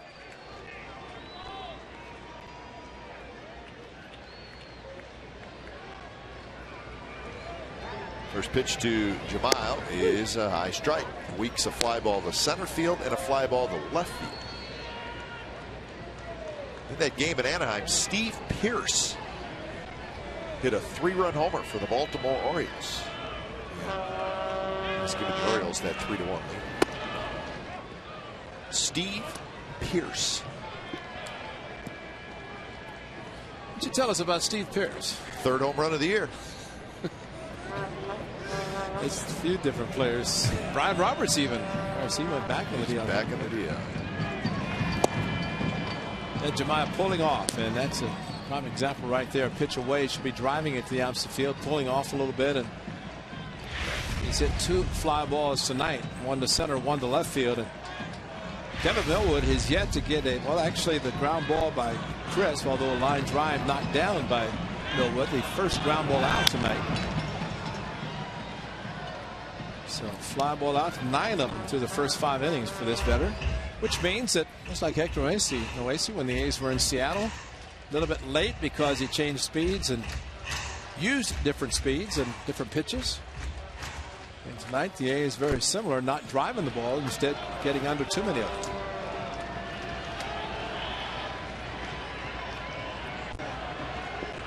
Hector Noesi just sent to the minor leagues. Yeah, they didn't need him, and that's why Figueroa came up, because they did not need another pitcher until after the break. And if you have an option, then that's kind of what happens. So it really wasn't a demotion, even though Noesi is 2-10, but he's not going to pitch till after the All-Star break. Go down, you have to stay at least 10 days unless an injury occurs to a similar position. Diving play by Ryan, throw to first, and not in time. Weeks is aboard. Nice play by Ryan, but just too much speed from Weeks. I was surprised that it was even that close. Well, once Ryan got it, seemed to take a little bit of time to get up. He's kind of shading him up the middle. Dive, and then he's kind of flipped the ball underneath. Could not get a lot on his throw, and as a result, Jamal able to beat it out. But see, that's what he should be doing right there. Taking the ball that's outside and hitting hard down on the ball instead of getting under it. He had 2 home runs in April. But that's what he needs to do. Utilize the speed. And forget about the fly ball outs. Jamal on the 7th against Seattle, the 13th against Seattle. At Seattle, and that's it for him. Both home runs coming against the Mariners, but if he hits a half a dozen on the season, that's a lot. He's going to help the club a lot more with his speed, and he knows it. Nice play by Ryan, but this flip, he's not getting a lot on the throw, and he realizes that Jamal runs well. And you leave your feet and get up and throw as quickly as he did. Ryan, great range, but not enough on the throw to help. First pitch to Reddick is a strike. Outside corner, Reddick, a single and a walk so far tonight.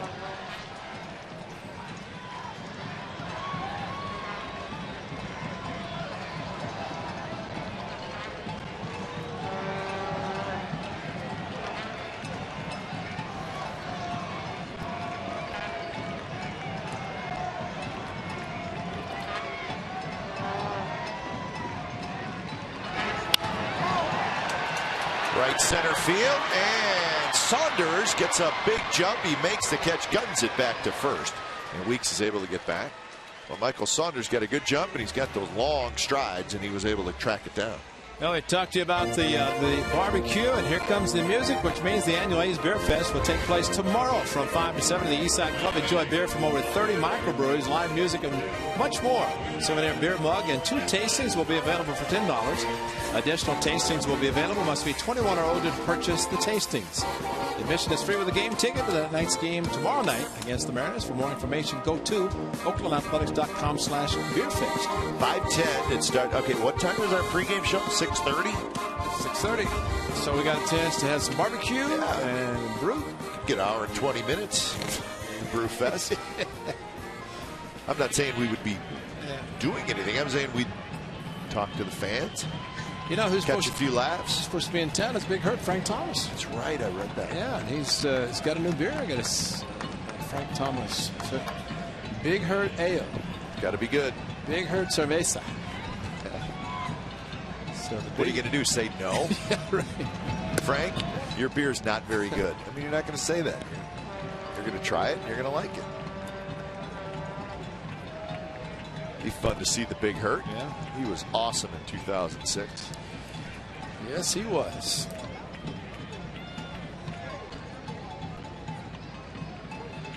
One and 0 to Cespedes. Fly ball to center and a foul out to first.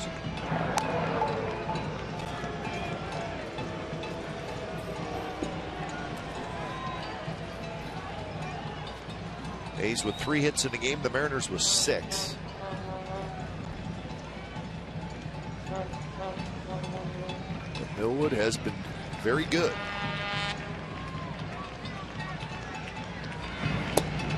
Slider down and away. So 2-0. So Cespedes in a good count.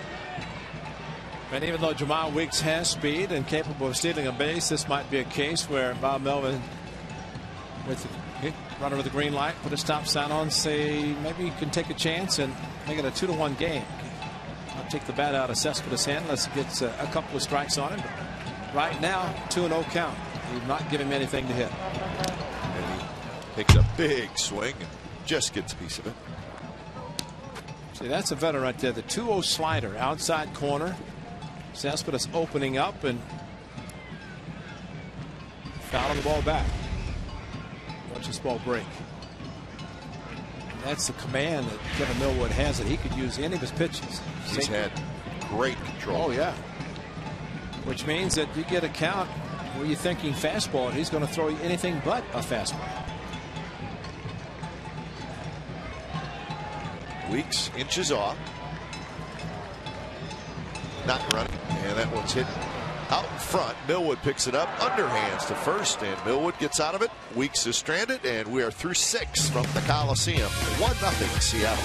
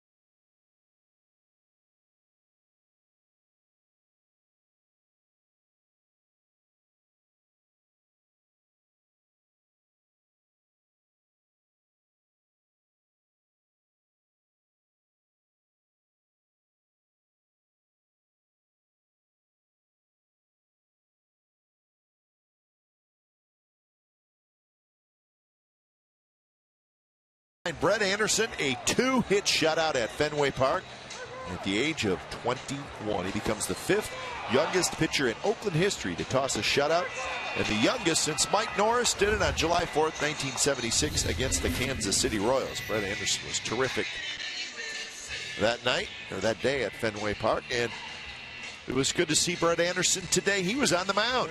He was facing hitters. It was a simulated game, threw about 25 pitches.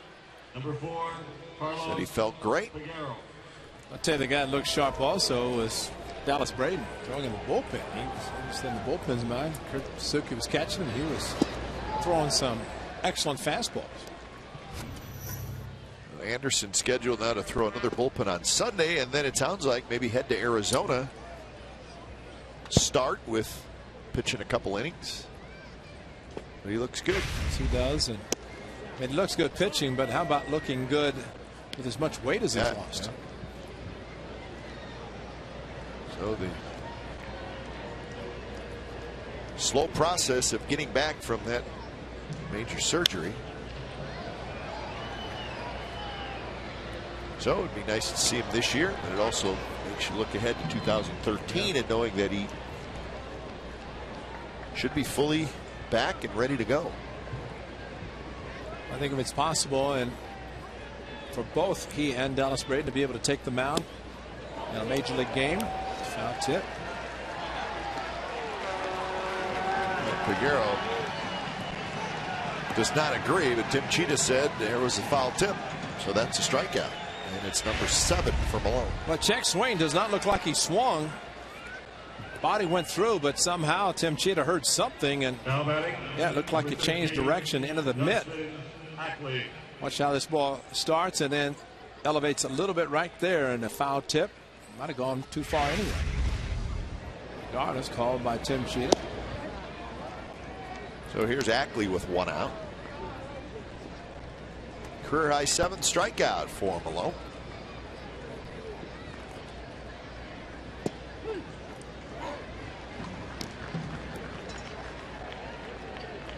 Ackley is 0 for 2.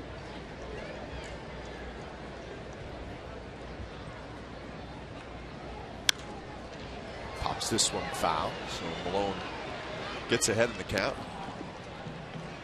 Right at 100 pitches for Tommy Malone. Never seems like he's working terribly hard, though. No, he does not. Just nice and easy, and pulls the string, throws a nice breaking ball.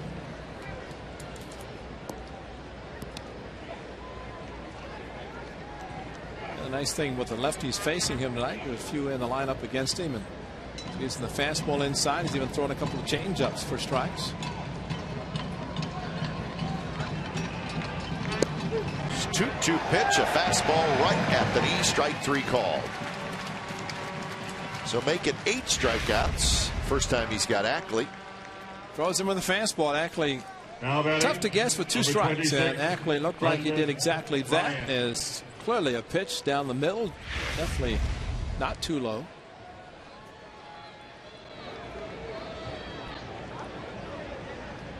So here's the 9th place hitter, Brendan Ryan. Malone has not retired Ryan yet tonight. A single and a walk.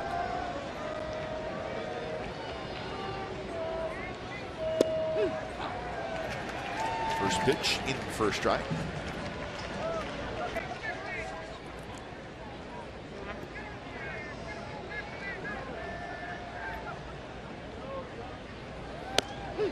Second pitch, outside corner, strike. The lefty Sean Doolittle starts to throw. If he can go to the 8th and the A's can score in the 7th, give Tommy Malone a chance to get a win. If he can see his offense do anything against Kevin Millwood, I figure this is going to be his last inning regardless. I would think, even though the A's do have, in the case of Tommy Malone, the earliest he could pitch would be next Friday, which would be a full week off, 4-day All-Star break, but I don't think they want to push it. It is his first full season of pitching every day or every 5th day. And got to monitor the number of innings and pitches, and they're doing it tonight. Change up, he strikes out the side, give him 9 strikeouts for the game. And we have reached the 7th inning stretch. Mariners 1, A's nothing.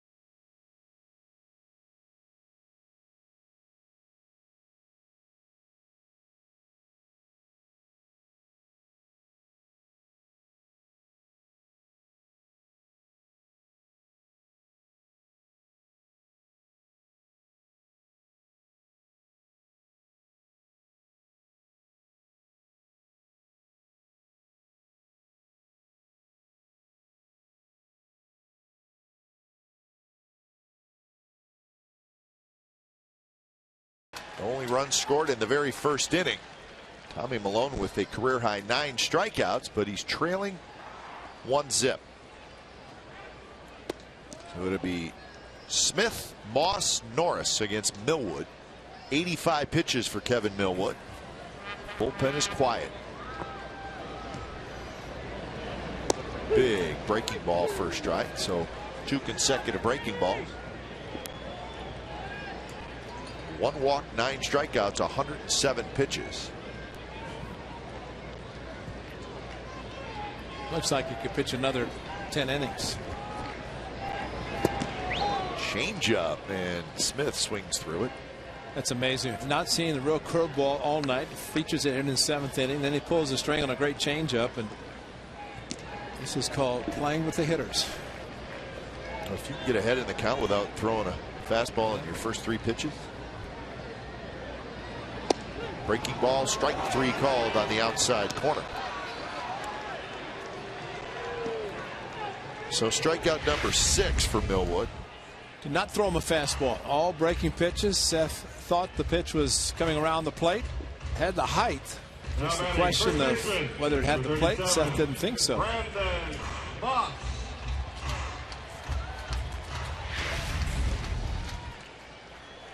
So here's Moss.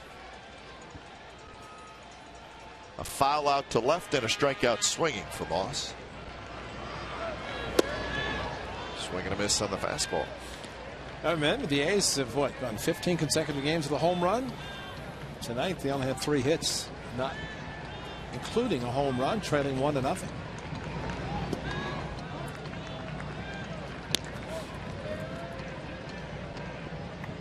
Orioles still leading the Angels 3-1 in the 7th inning.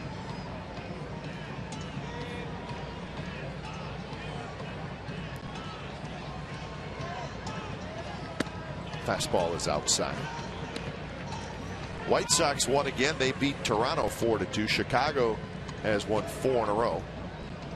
Peavy got the win.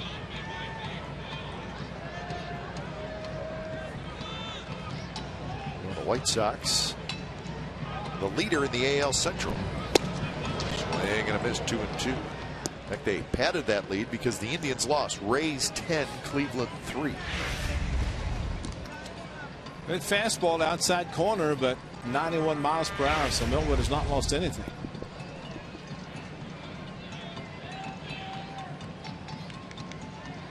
Two pitch to Moss.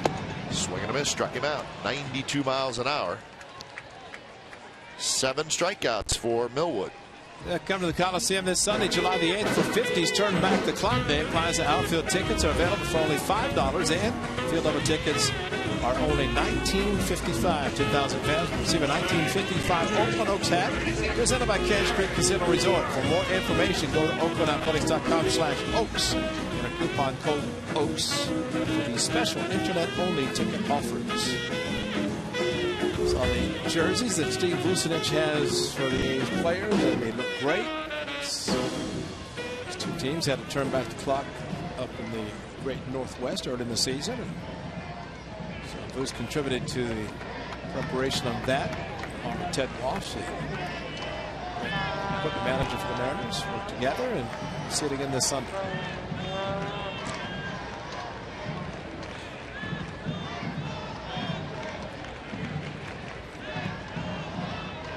First pitch to Derek Norris.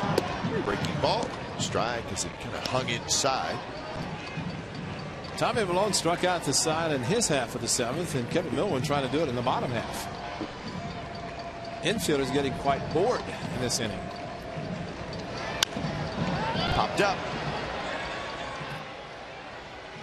Seager, the third baseman, in front of the shortstop Brian. Side retired. 3 up, 3 down inning for Millwood. 8th inning coming up. 1-0 Seattle.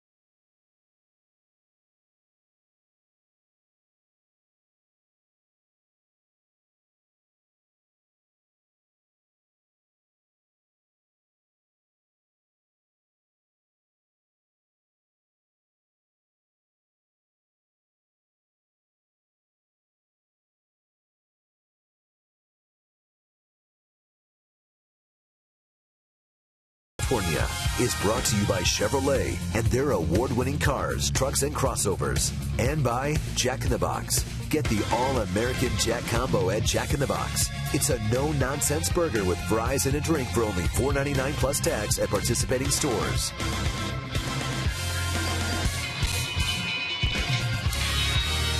One nothing, another tight game here at the Coliseum. A's have gone to their bullpen.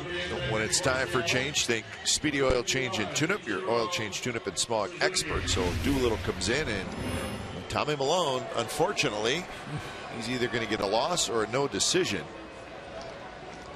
But he was probably as good tonight as he's been in any start. Well, his ERA is not going to be that much higher. You know, figured out what it is. 7 innings of 1 hit or 1 run in the game. But I think he'd be very happy with a no decision. The A's found a way to come back against the Mariners. Looks like their bullpen is starting to get heated up.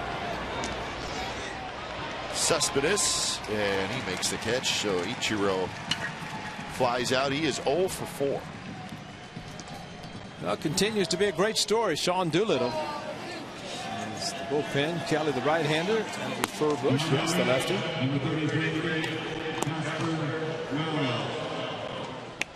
Well, that's part of that quality Mariners bullpen that we talked about.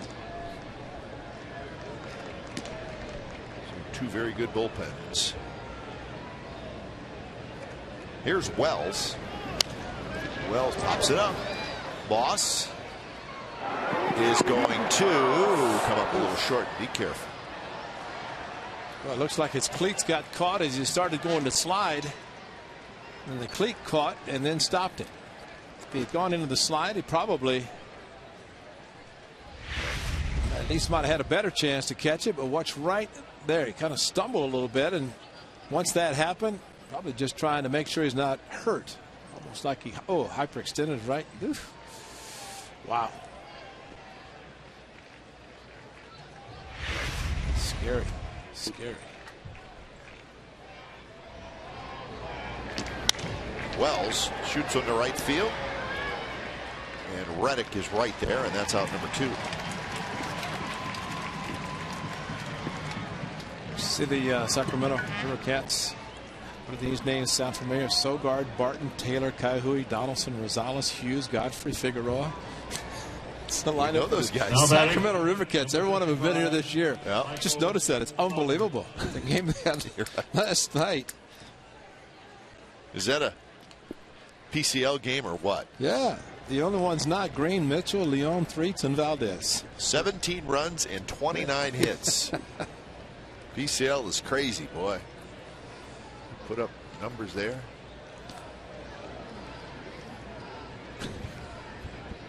Those guys have been here. Now they're there. And Johnny Dasco is here. Now he's there.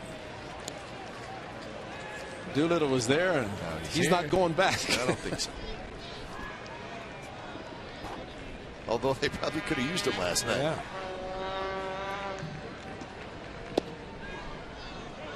Two and one now to Saunders, who is 1 for 3.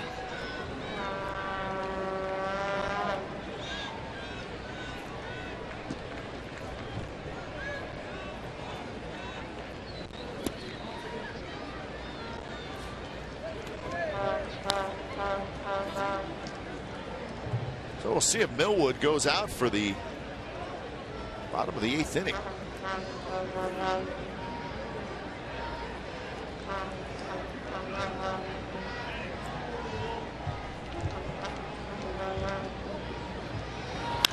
Saunders shoots one down the left field line, and that is going to drop just foul.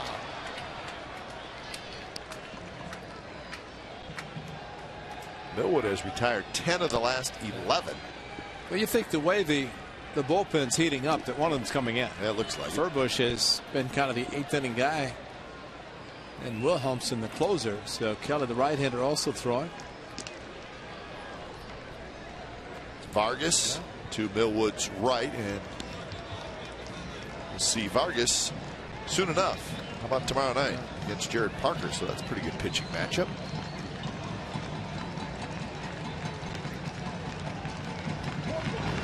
2 pitches inside, and Saunders gets the 2-out walk.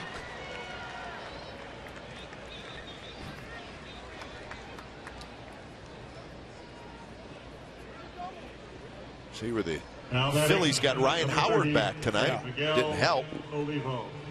But Howard finally back after the last batter of their playoff series last year. Howard fell coming out of the box, tore his Achilles tendon. He was back in the lineup tonight for the Phillies. He was in the cleanup spot, had a couple of hits. First week of October, and that happens to the Achilles. You can't make it to first base, and here you come back on July the 6th. You're making the foul out of the series, and well, rehab, actually get strong for the winter and be ready to go, and then you end up rehabbing all winter. Well, plus you get back and your team is just taking a pounding. It's going to be a steal for Saunders as Norris couldn't handle. So Saunders gets a stolen base. He's a big, tall guy, but he runs pretty well. Yes, he does. And boy, had a big lead, went first move, and Derek Norris trying to throw quickly and got it in the webbing of his catcher's mitt, couldn't transfer. So this turns out to be a huge advantage. It's a walk, stolen base, and Levo the hitter, good right-handed hitter. Towards center, Crisp gets back, turns around, he's under it, backpedaling, side retired. So we're headed to the bottom of the 8th. Mariners 1, A's nothing.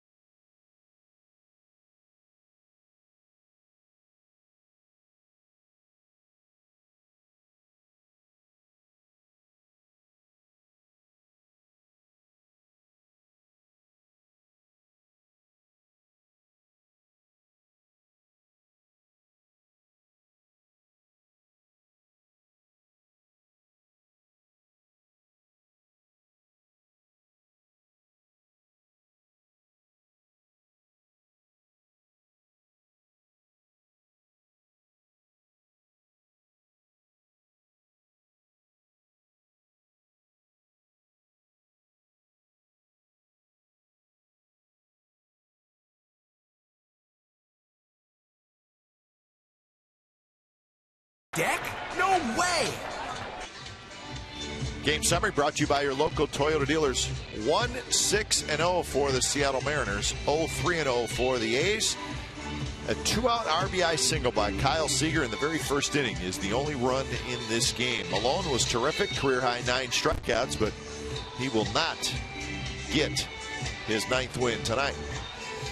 So the starting pitchers for the A's continue to be brilliant, but the offense not doing much tonight. Mariners go to the bullpen when it's time for change. Think Speedy Oil Change and Tune-Up. Your oil change, tune-up, and smog expert. Sean Kelly comes in. Kelly, as Ray talked about, the hard throwers that the Mariners have down there in the bullpen. Kelly's one of them. So he'll face Inge. After Inge, it'll be Pennington, and then the top of the order, Coco Crisp. Seattle bullpen, 3rd best ERA in the American League. Well, Sean Kelly gave up Jonas Cespedes' first major league home run in Tokyo, and if Brandon Inge can also do something starting, as Furbush probably will be coming in, maybe to turn Pennington crisp, and even any weeks around about right-handed. Millwood, not surprising, spectacular tonight, the veteran. Inge tonight, a strikeout swinging in the 3rd and a fly ball to right field in the 5th.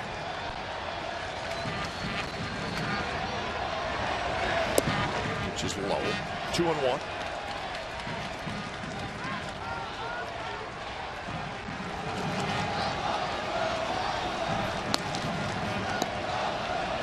Cook, number 2, start to throw. Breaking ball, good take by Inge, and now it's 3-1.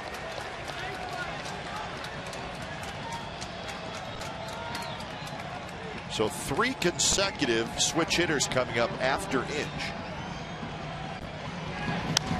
And this one's popped up.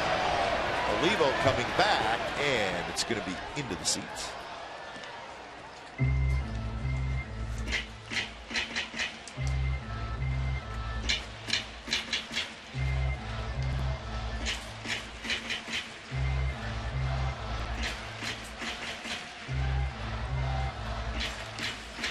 Mariners actually have an extra reliever.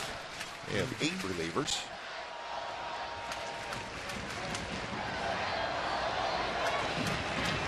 Three-two pitch, popped up. Ackley, couple steps onto the infield grass, and Inge is retired for out number 1. So we're going to see the very hard-throwing left-hander Charlie Furbush. So another pitching change here in the bottom of the 8th.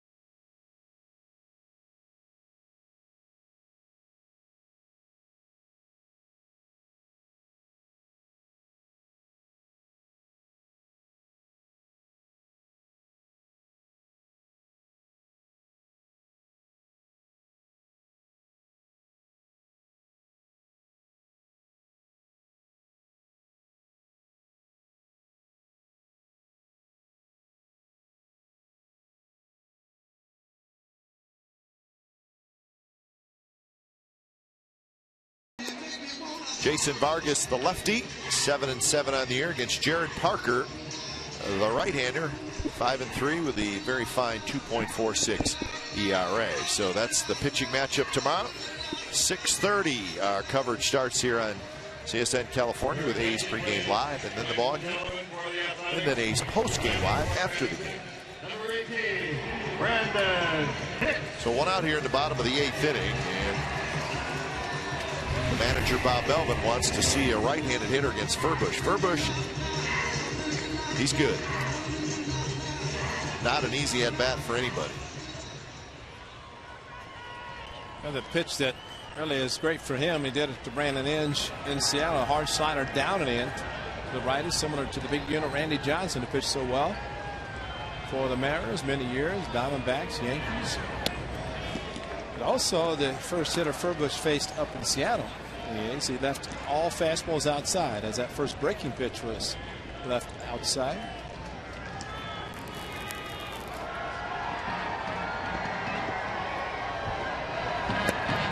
Swing and a miss on a pitch that was outside by Hicks. 3 for 21 in the big leagues.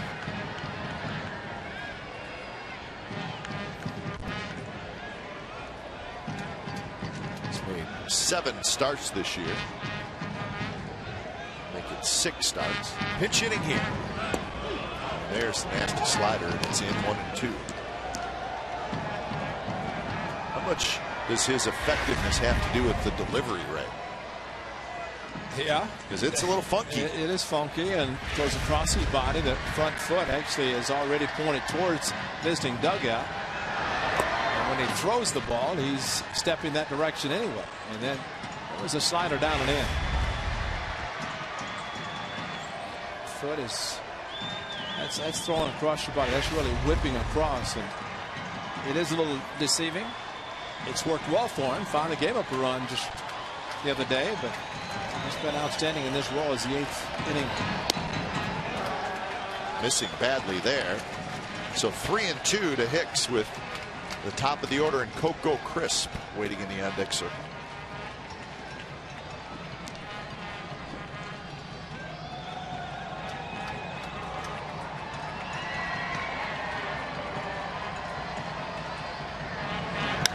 Pitch is hit toward right center. That's hit pretty well. Peguero's going back. He's near the wall. He leaps and it's off the top of the wall. Oh my! And Hicks is going to stop at second with a double.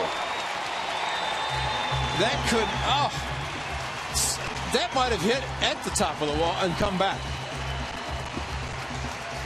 Could not hit a ball any farther and not get a home run. Fastball away. He's showing power going that direction.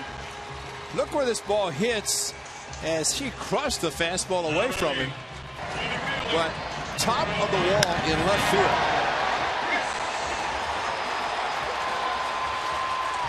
Another 6 inches. That's it. That's it. That close to being an opposite field home run, but A's are trying to do it with a double. So the tying run at second. Coco Crisp steps in. Weeks to follow.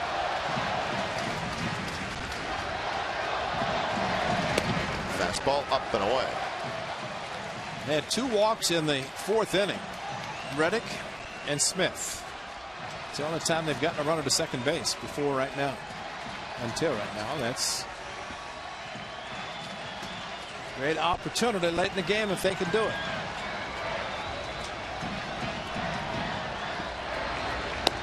Not close. 2-0.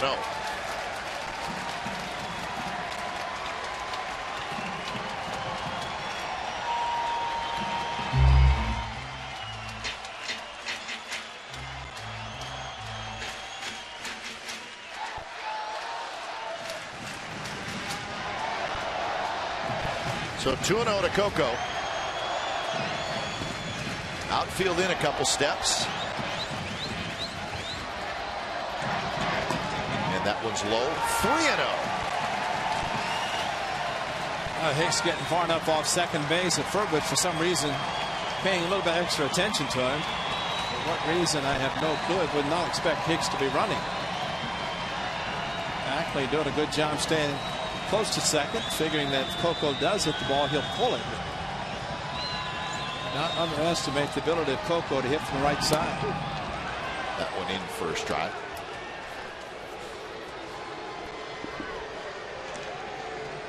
The thing is, the way Furbush is pitching, the right-handers outside. Of course, the hard slider down and in, and Hicks going to right center, and a huge hole on the right side of the infield for Coco if he decides to take the fastball that direction. That one cued, but stays foul, so it's a full count.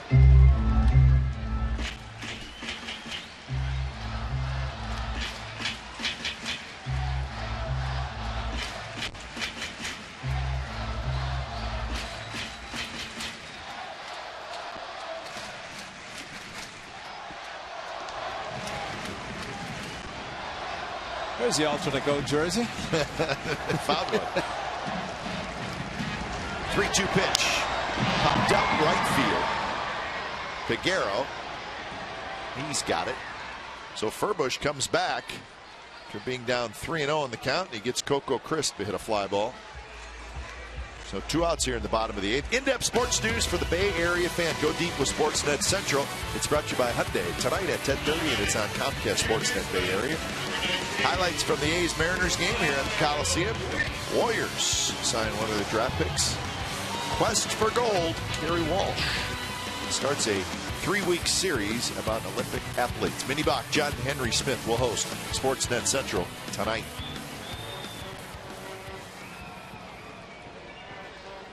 So here's Weeks, and here comes Wedge.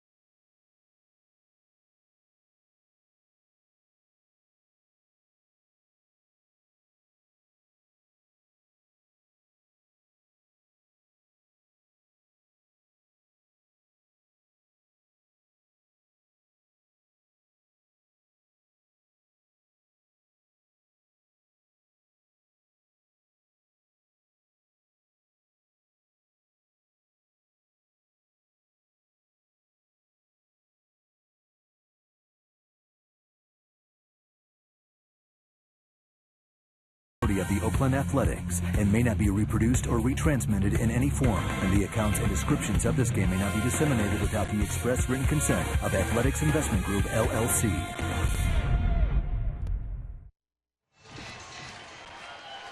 Well, another A's game. Another game full of drama. Certainly makes it fun. 1-0, Mariners lead. Tying run at second, 2 outs, and the Mariners bring their closer in, Tom Wilhelmsen. And his first pitch to Weeks is off the plate outside. Wilhelmsen is having a very fine season.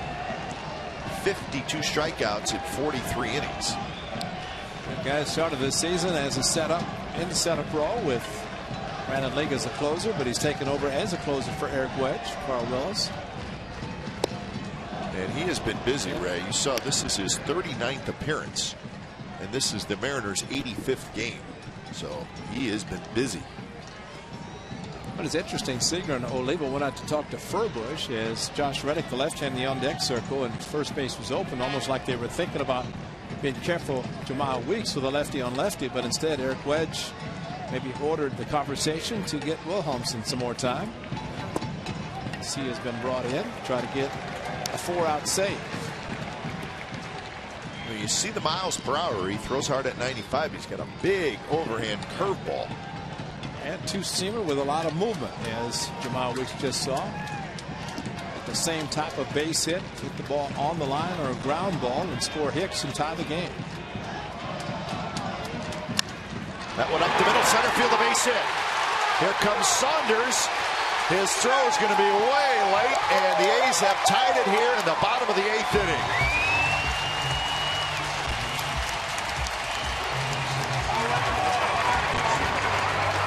So Hicks comes around to score. Weeks gets his second hit, and it's a big one. Boy, you talk about a big one. And Jamal Weeks, if nothing else, maybe the last 2 at-bats he's learned. Up the middle again with a base hit. This one enough to the left of Ryan. He could not dive and catch the ball.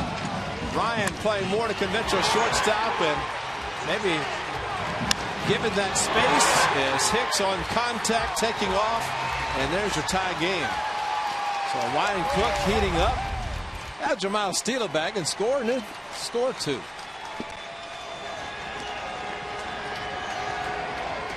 Quick throw, and it almost got past Smoke. And Jamal almost rounded first too much when he singled to center. And the throw was cut off. There's no chance to throw out Hicks by Saunders. Smoke had Ackley was coming in behind him as Smoke cut it off, and Ty Waller said, let's get back. First pitch to Reddick is outside, 96 miles an hour.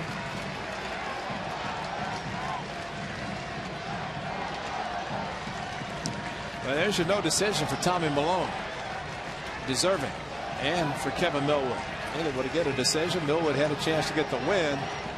But this is just the 8th inning. That one's low. 2-0.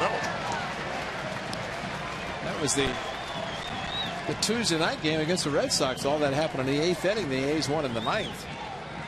Good comeback in this one to tie in the 8th.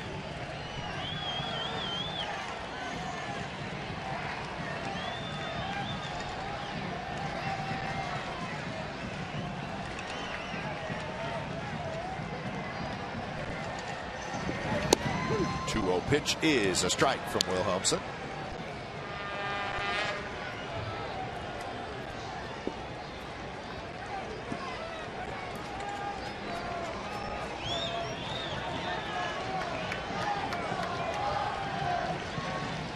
Weeks inches off a little bit. Not running, and that one's outside. 3-1 to Reddick.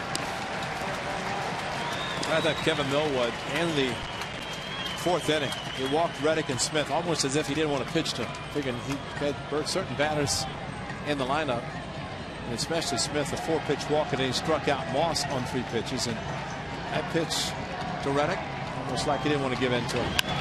This one's popped up. Ryan, the shortstop, is under it, and he's got it side retired, but the A's tie it, a double by Hicks. And then a 2-out RBI hit by Weeks, so we're headed to the ninth, tied at 1.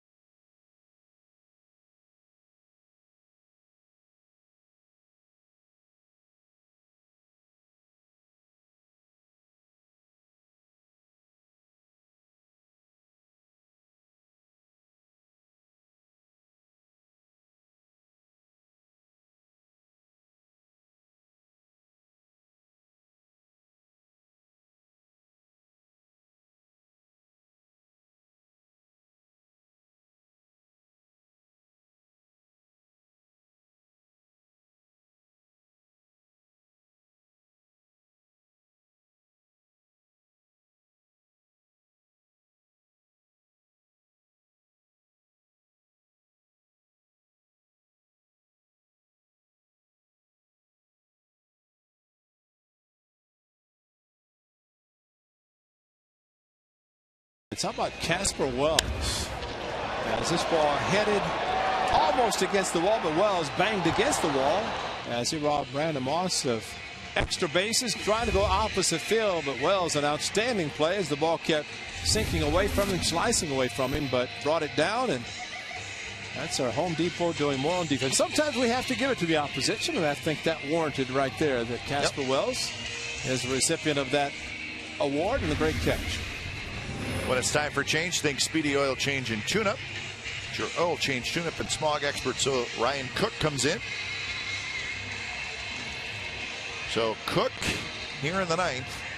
Leading off the top of the ninth inning for Seattle, number 15, Kyle Seager. So Seager will lead it off. He'll be followed by Smoke and then Peguero against Cook.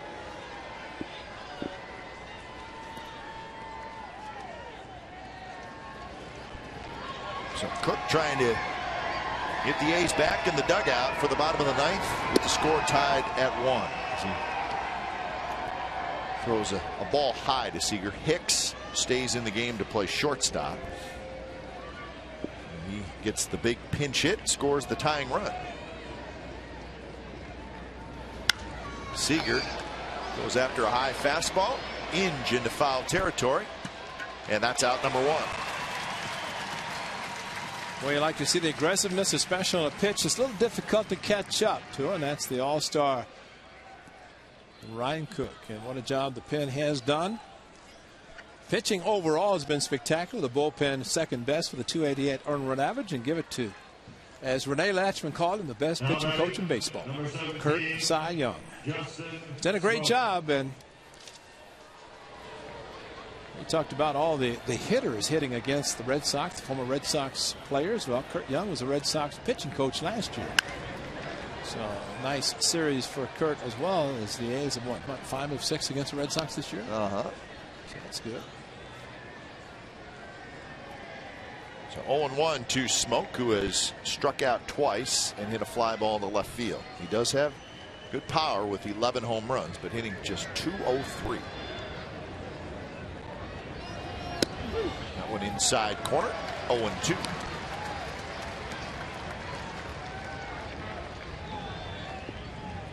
Peguero in the on deck circle.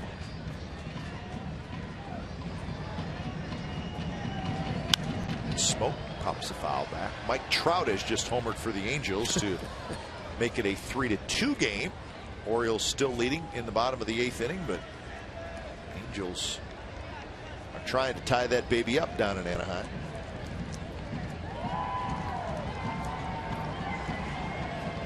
Another 0-2 pitch to Smoke.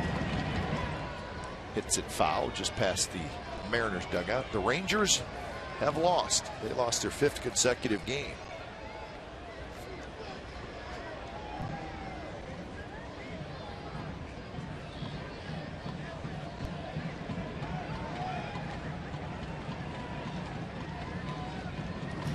Swing and a miss. No chance. 95 miles an hour right past him.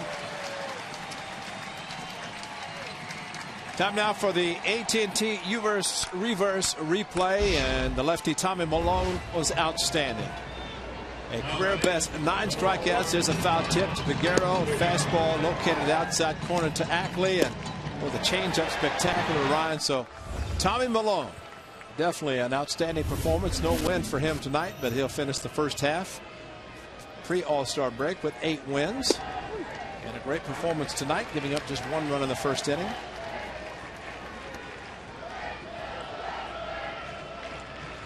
So Peguero is 0 for 3 with a couple of strikeouts. And he lines one to left field. Cespedes coming in. Cespedes dives and it gets past him. Peguero's heading to second. He's going to round second. He's going to head for third.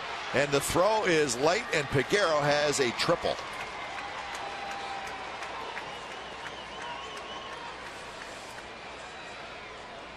Well, he made a spectacular play Wednesday. Coming in, actually made one tonight.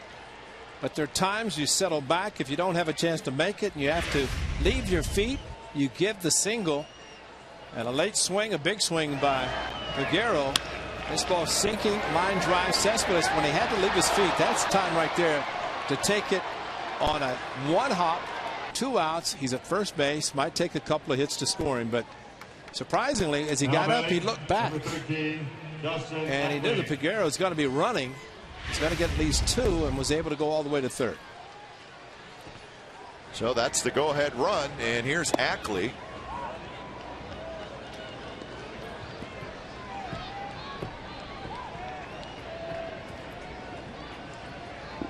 Ackley is hitless tonight. And that one is a bit outside, 2-0. Brendan Ryan, a right-handed hitter, is in the on-deck circle. So Cook does have a base to work with. In this case, actually 2, but you can pitch very carefully to Ackley. And that is a good pitch on the outside corner. Well, you saw how the big swing by Peguero ended up with a triple to left field.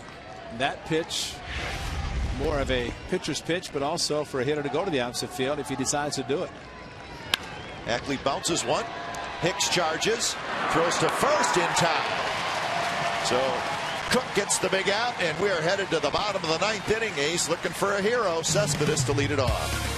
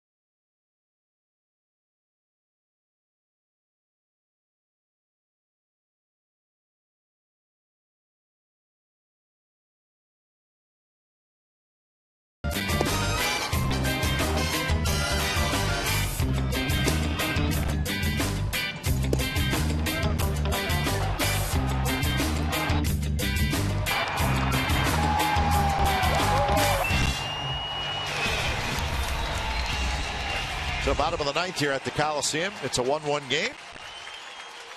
Wilhelmsen is back out there, and he'll face Cespedes, Smith, and Moss. He's trying to win it here in the bottom of the 9th.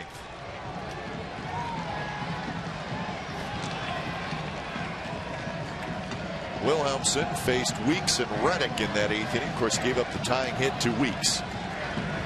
Big breaking ball first strike.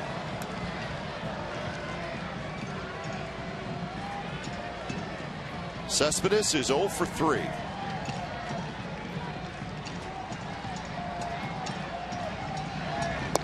Another breaking ball. This time it's low.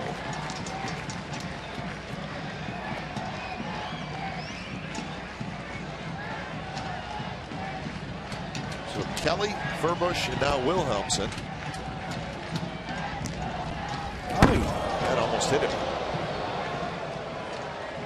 A little bit of a look from Cespedes, and that's where you have to understand he's not trying to hit the leadoff hitter in this inning, and this way off inside, and Cespedes really stared out at Wilhelmsen. So the look, might as well just let her rip. A look like that, it's got to be angry with a pitch like that, was definitely unintentional. 2-1 pitch, fouled straight back. Well, this is what started it in this line drive. left field. Barbecue Terrace, the Thursday afternoon walk-off for Cespedes. And don't jump. They don't listen to you, right? Oh, Norris jumped also. Wow. 2-2 pitch. A big curveball ripped foul. Yeah, not surprising. Seager at third base is guarding the line, giving the base hit to his left, but guarding the line against any extra base hit. That ball, if it's over the bag, it'd have been a fair ball anyway, past Seager, who was about 2 feet from third. Hanging curve that Wilhelmsen left in the hitting zone for the powerful Cespedes.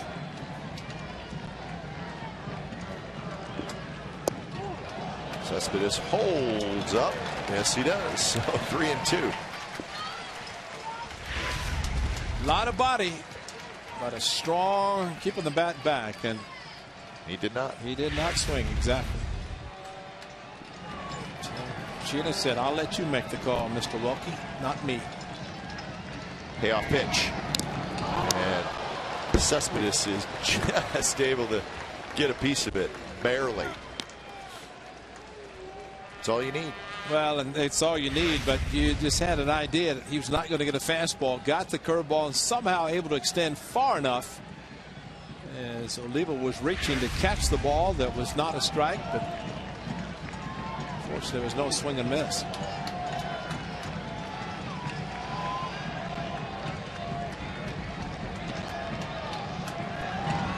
Breaking ball spins inside, and Cespedes has a leadoff walk in the bottom of the 9th inning.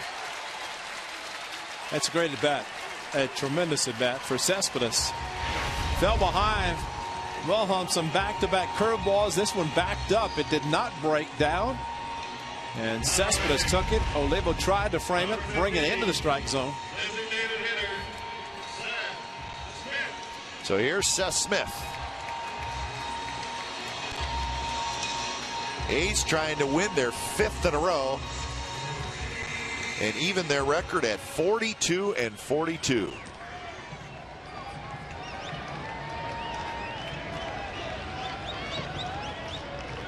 First pitch to Smith. Smith, and it's fouled right at the plate.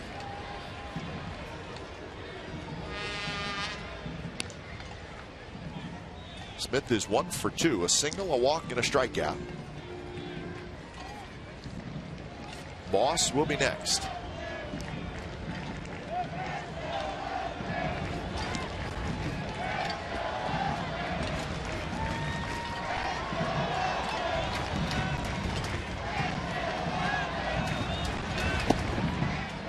Just a bit outside, and pitch had a little run to it.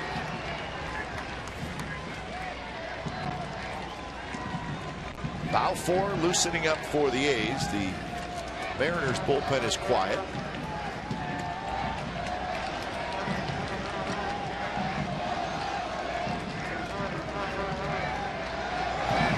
Smith pops it up toward left field. Wells comes in. Now over, and he's got it for out number 1.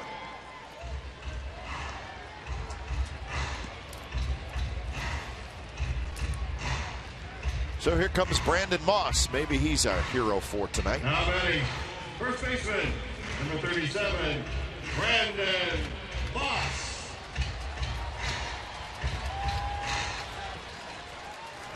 So Moss hitless tonight, 0 for 3 with a couple of strikeouts.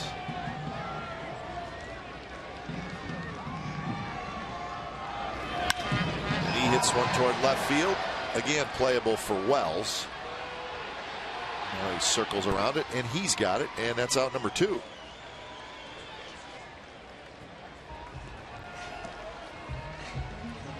So it'll be up to Derek Norris. Derek Norris will walk off against the Giants with the beard. Had another home run in Texas with the beard. He's going to jump too. Big jump. You don't listen to him. Maybe he could hit his first home run sans beard. Cespedes runs, pitches high, throw to second base is late, and Cespedes has a stolen base, and it's a big one. What a great pitch to run on, the slow curve from Wilhelmsen, and no chance for Oliva to make any kind of a throw. Quick release, but Cespedes got a tremendous jump off the right-hander, and with the pitch up and in, Cespedes actually almost took off towards third. He thought the ball had gotten past Ryan as he jumped. He's headed to, whoops. Hold on. Ryan had the ball on his glove. So now it's just a base hit. 1-0 to Norris. There's that big overhand curve that is in for a strike. 1-1 the count. Norris is 0 for 3.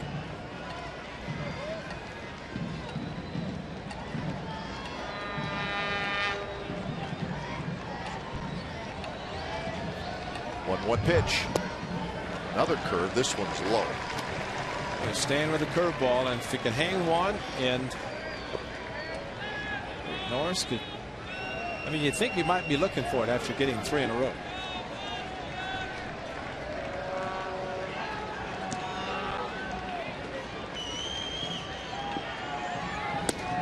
Just a bit high. 3-1. On deck is Brandon Inge. And Wilhelmsen, like Cook, the top of the inning, does have first base to work with, and now he's going to use that and put Norris on. So I guess if you get into a hitter's count, well, then just forget about it and put him on. That runner at first, as far as scoring, it's not going to happen. And it creates a force, but they did not realize just how upset right now Brandon Inge is. That they would have. How dare they? Yeah, the audacity to intentionally walk the batter in front of him. He's going to jump on a hanging curveball. They're going to keep throwing the curveball, and he's going to rip it. He does not like Dave Henderson, a couple booths over in his former Athletic, kind of that same frame of mind. You walk somebody in front of me, I'm going to be upset. See if Brandon Inge can make it hurt. First pitch to Inge, down and away.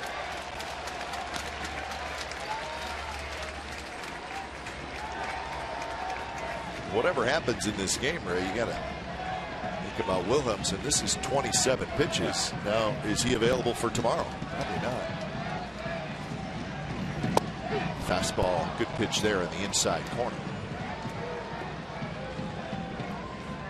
I wouldn't think he would be available for the 10th if there is a 10th. Ryan Cook, just the 9th inning. If there is a 10th, it would be doubtful. There's the curveball, and Inge just could not pull the trigger. It's a good pitch. It's got such a big break to it. Well, he started and thought it was going to be out of the strike zone. Thought it was a little bit too low, but it stayed inside part of the plate. Not the curve that you expect to see away. 1-2 pitch, bounce towards short, and we're headed to extra innings. So the A's strand a couple in the bottom of the 9th.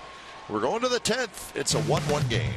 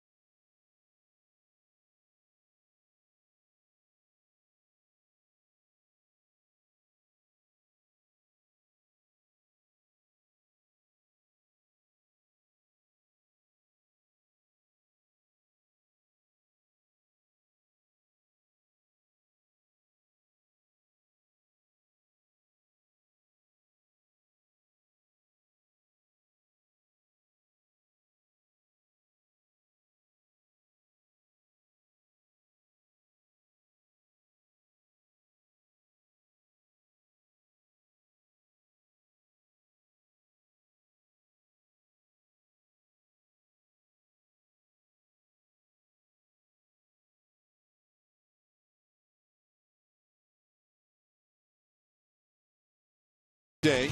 at the park, presented by Evaderm, Adams, and Nylabone. Fans are invited to bring their dogs to the park as the A's host the Yankees at 7:05. This year's event will feature a pregame pup rally and a parade around the field. The rally begins at 5:20, where each dog will receive a goodie bag. Then they go around the field. For more information and to register for the event, go to OaklandAthletics.com/Dog Day. Pup Day. Pup Day.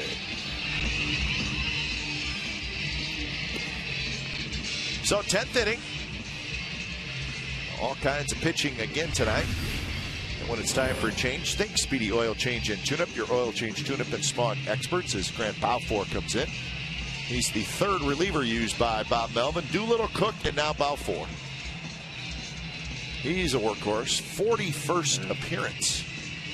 Boy pitched great on Wednesday along with Blevins and Ryan Cook to help the A's sweep the Red Sox. And he got his day off yesterday. Yes, he did. Ladies and gentlemen, now pitching for the Athletics, number 50. So it'll be Ryan, Ichiro, and Wells. We're going to have a pinch hitter for Brendan Ryan. It's going to be a left-hand hitter, John Jaso.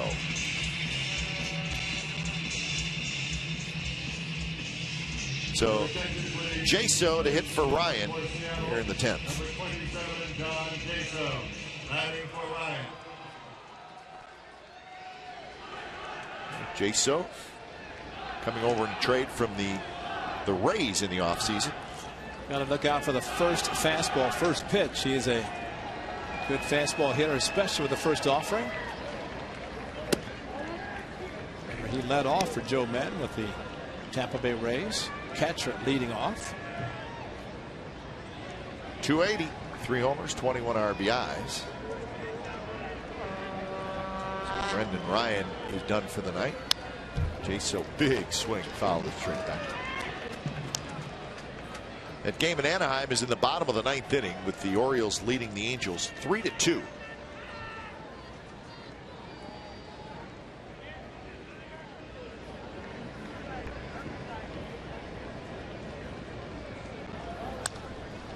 Another big swing by Jaso, and he's now behind in the count 1-2.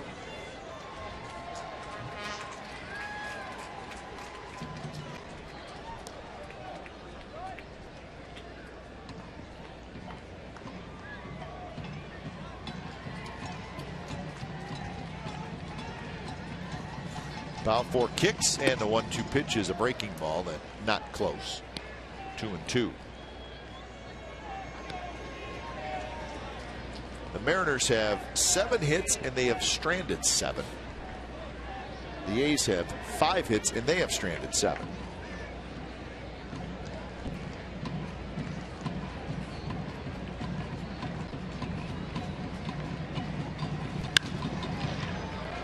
Pop up to shallow left. Cespedes coming in.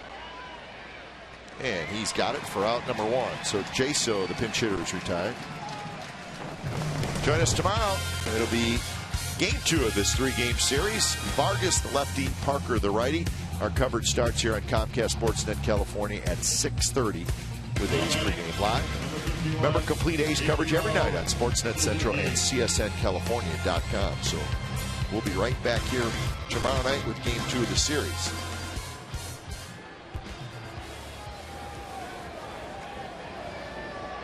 Here's Ichiro. He bounces one toward Moss. Moss, the underhand flip to Balfour. A 1 pitch, and Ichiro's retired. He is 0 for 5. And swinging early in the count as he did all night, except for the 5th inning against Malone. Started 2-0 and then popped up to right field. Now batting, well, that's number 33, a play that you don't think it should be a problem, but a ground ball to the right side for a pitcher to hustle over and make the play. You just as a catcher have to remind any left-hand hitter, a ball hit the right side, automatically you want the pitcher to break, because with Ichiro's speed you do not want to hesitate getting over the cover. Here's Casper Wells. That game's a final. The Orioles beat the Angels 3-2, so they beat C.J. Wilson. Brandon League will pitch the bottom of the 10th inning.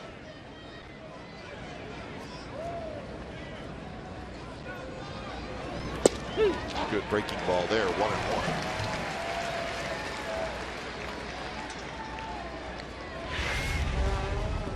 Got a good slider.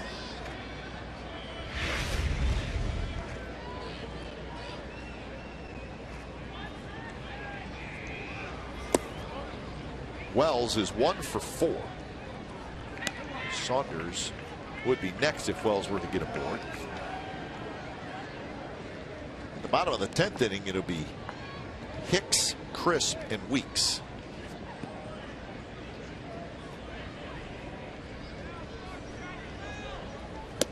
Swing and a miss on a high breaking ball.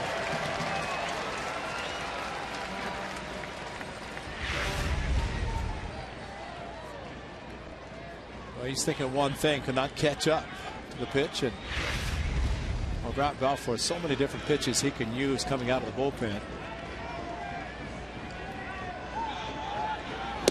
And he went right at him with a fastball, threw it by him, and that's a 3-up, 3-down inning for Grant Balfour. So bottom of the 10th coming up. 1-1 game.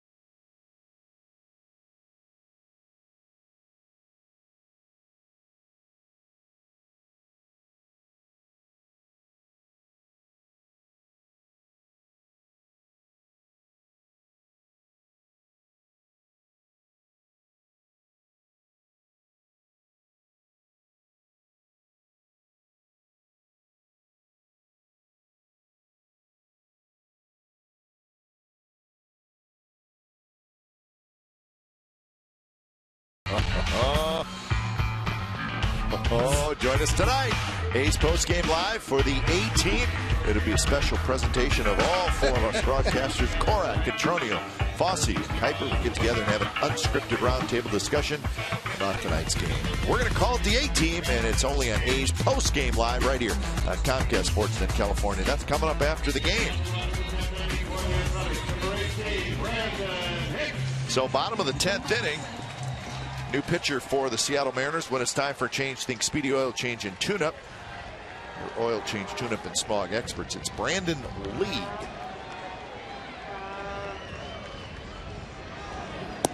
So League will face Hicks, Crisp, and Weeks. 38th appearance for League. He was the closer. He has lost the closer job.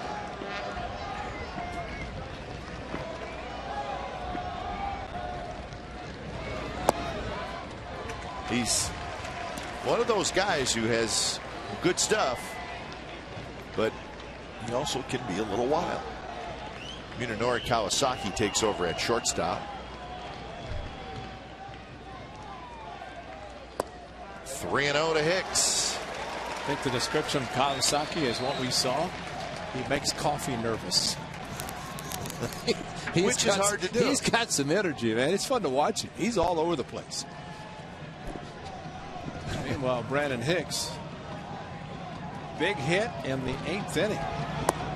Big base runner here. 4-pitch walk, and none of them were that close.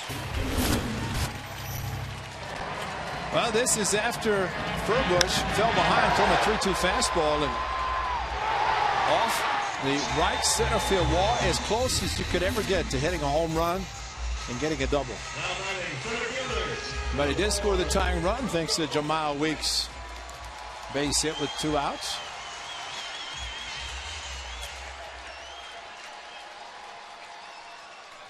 Brandon Inge in Seattle cut his hair. That was in Seattle, now playing the Mariners again. Seager comes in at third, and the ball's bunted. Olivo's going to have to hurry, and they throw to get Coco Crisp. But a nice sacrifice to get the winning run at second base with 1 out. So the A's are going to have 2 shots to win this game. That's a great thing about speed. Coco Crisp has it, and well, as a fielder, in this case the catcher, you have to get rid of it and think about one guy. That's getting the hitter. And Olivo off balance throw, accurate to big Justin Smoak, and able to get it and get the out, and took charge so that League did not have to finish it, field it anyway. So here's Weeks. He tied it in the bottom of the 8th. He'll try to win it in the bottom of the 10th. First pitch is a fastball right there, first strike.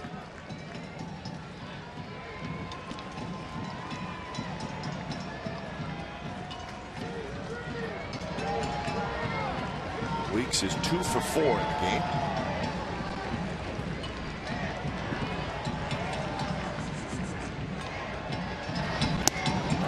Spins Weeks out of the way. Brent Ryan was playing shortstop, fielded a ball that Jamal Weeks hit, got a base hit out of it. But Kawasaki now, as they are playing Jamal to pull the ball against Brandon Lee. Trying to get hit.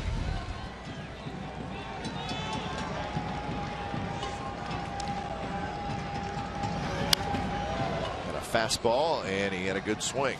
Fouls it back. So 1-2 now to Weeks. Reddick in the on-deck circle.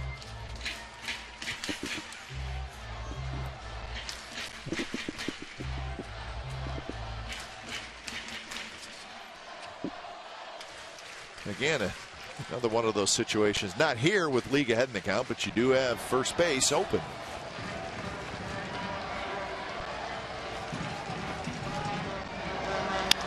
And there's a line drive, and that's a double play. So we'll go to the 11th inning, and we're tied at 1.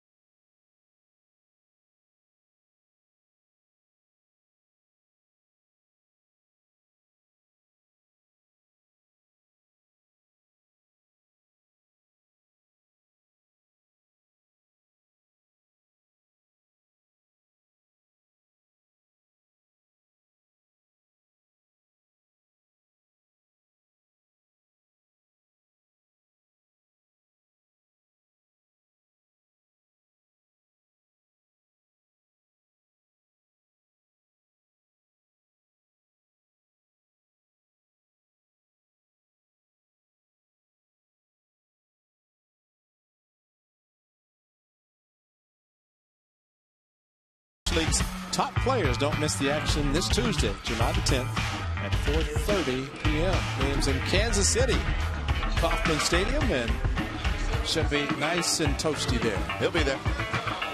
Yes, he will. See where Yadier Molina had a back out of the All-Star game for family issues, so Molina will not be there, and his teammate Matt Holliday was named to the National League All-Star team today. Holliday's having a good year. When it's time for a change, think Speedy Oil Change and Tune-Up, your oil change, tune-up, and smog experts. So Jordan Roberto comes in, the lefty. It's been Doolittle, Cook, Balfour, and Roberto out of the bullpen following 7 great innings from Malone. But still a tie game, 1-1. It'll be Saunders, Olivo, and Seager against Norberto.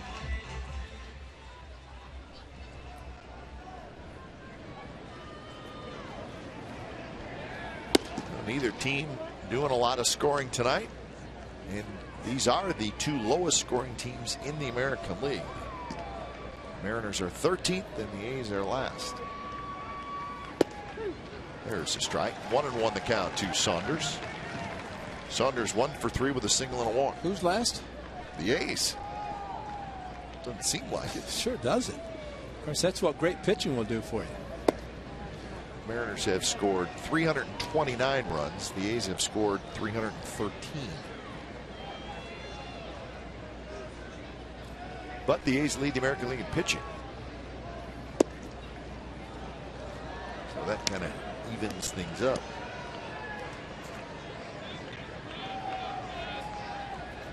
Three and one now to Saunders.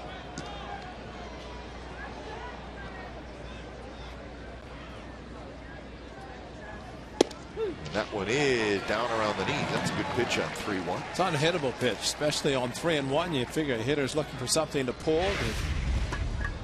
And Saunders starts, did not pull the trigger, and right on the corner. 3-2 pitch. Saunders chases ball 4. Norberto will take it.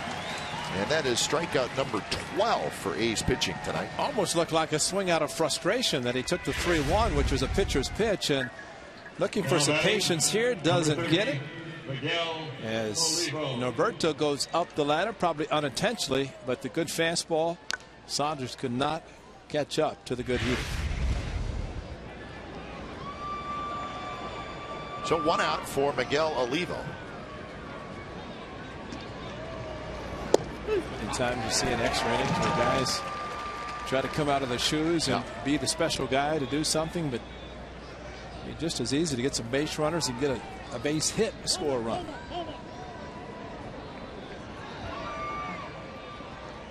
So I think sometimes in extra innings you see more strikeouts. That's right. Exactly right. Guys try to end it.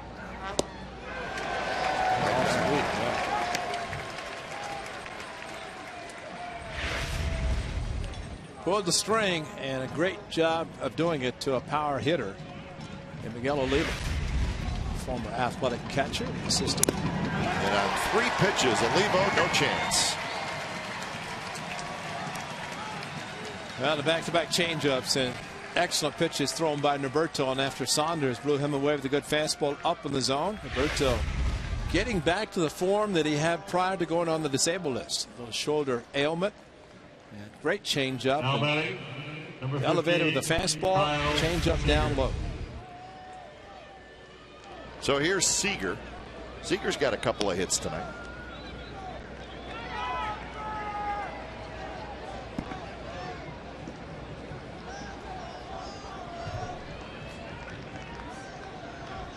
Seager has 10 home runs, 49 runs batted in, and first pitch strike right there.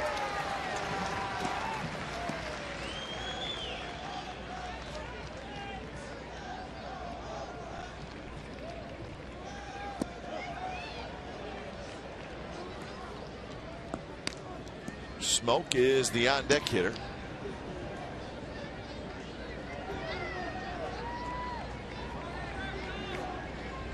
Looks like Oliver Perez warming up.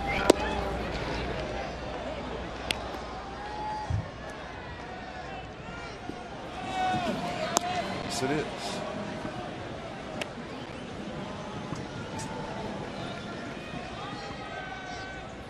2-1 pitch. Good fastball jam, Seager.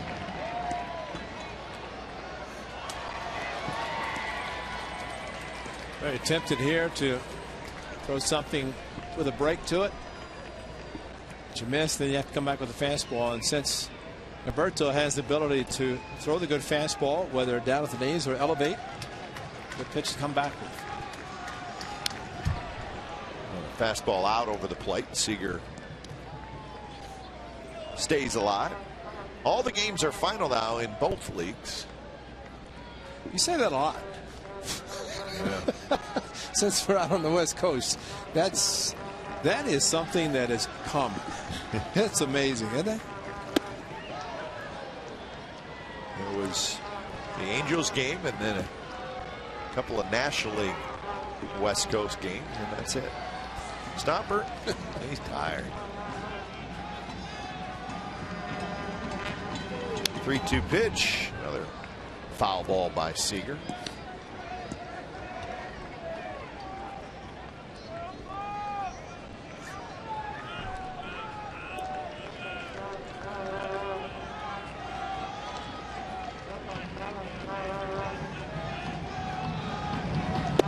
Slider, strike 3 called, and a good one. Maybe a changeup. You're right. So Reddick's going to lead it off as we go to the bottom of the 11th inning, all tied at 1.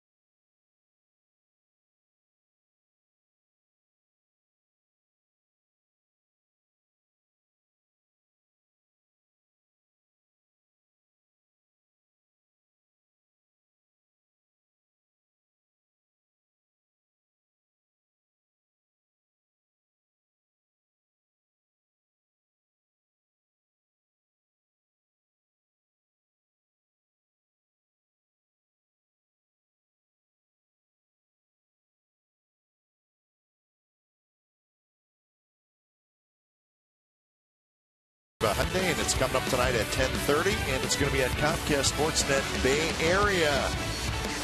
Highlights from this game between the A's and the Mariners. Some Warriors talk, some Olympics talk. It'll be Mindy Bach and John Henry Smith. So if it's coming up at 10:30, then the A's probably need to wrap this baby up right about now. Watch A's post game live with the A-Team, and then shoot over to Sportsnet Central. That's what I would do. Well, you have to watch A-Teams to see those animations again. Exactly. When it's time for change, think Speedy Oil Change and Tune-Up, your oil change, tune-up, and smog expert. So Oliver Perez comes in. Reddick, Cespedes, and Smith. First pitch to Reddick is high.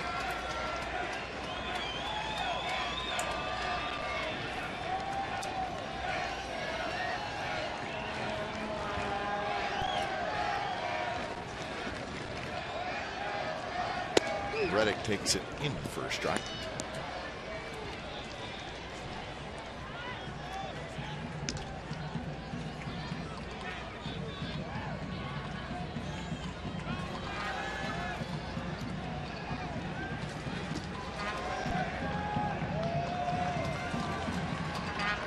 So this is the Oliver Perez that, well, he's been around. Yeah. He was a very good pitcher for a while, but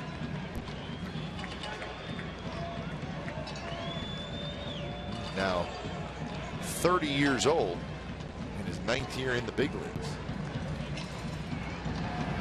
2-1 pitch, slider for a strike. They got the big contract from the New York Mets.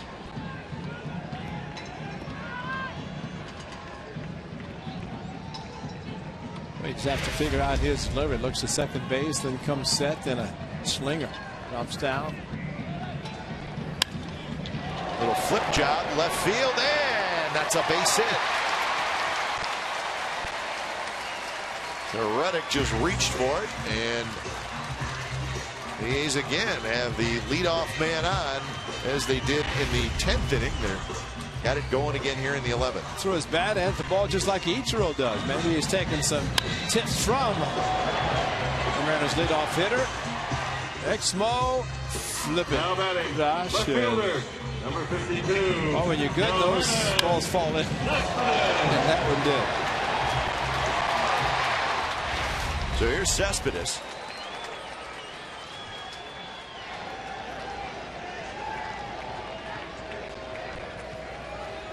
It's hit number 6 for the Athletics. Cespedes takes a fastball on the inside corner, first drive. Smith will be next. After Smith, it's Moss.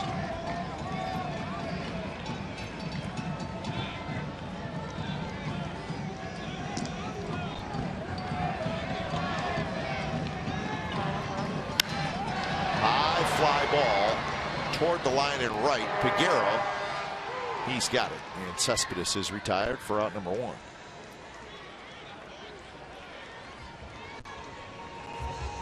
Cespedes 0 for 4 with that walk in the 9th inning. And here's Smith. Now batting, designated hitter, number 15, Seth Smith. The Mariners have 3 lefties in their bullpen. We've seen Furbush, now Perez. They also have Lucas Luetke.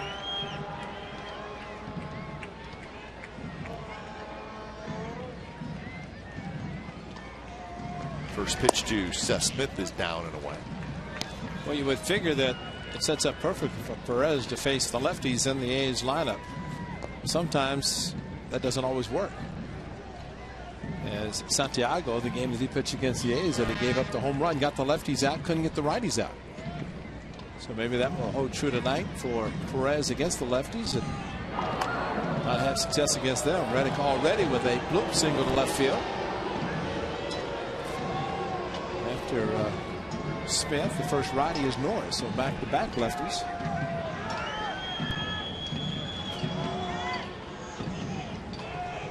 So 1-0 to Smith.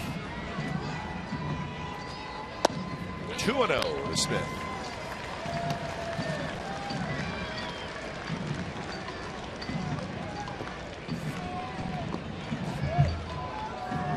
The Mariners pitchers have walked 5 tonight.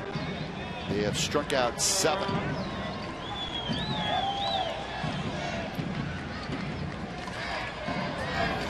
Swing and a miss. Fastball actually running down and into Seth Smith. Well, he looked fastball and he got it, just opened up too much, and we've seen Seth do that. Some fastballs and fastball counts, getting them, but that one just a good pitcher's pitch. Check swing, roller. Tough play for Seager. Throws across his body and everybody's safe. So we got a bloop hit and a check swing. That's a great one. Isn't that amazing how the game is played? Well, it's amazing if it's going for you. I know. And Seager was startled as anybody as Seth. That's a check swing. But it's a base hit. Seager, actually Smoke did a good job coming off the bag, trying to keep his foot there, but came off. But if the ball's past him, the A's win it. But not much of a chance for Seager. So we're going to get a pinch hitter. It's going to be Chris Carter hitting for Moss. Number 22, Chris Carter. So Carter with a chance to be a hero. Just took my philosophy and threw it out the window. I don't think it's the lefties would do it.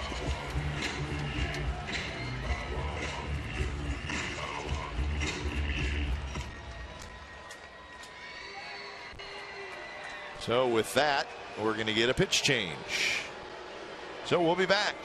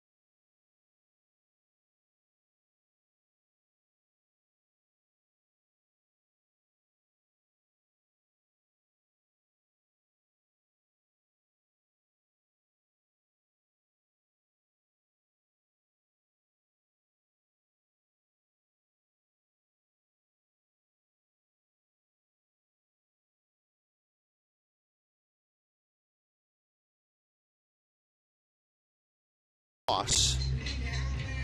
And Eric Wedge goes to the right-hander, Steve Delabar. So Delabar comes in. Reddick at second. He's the game winner. And Smith at first.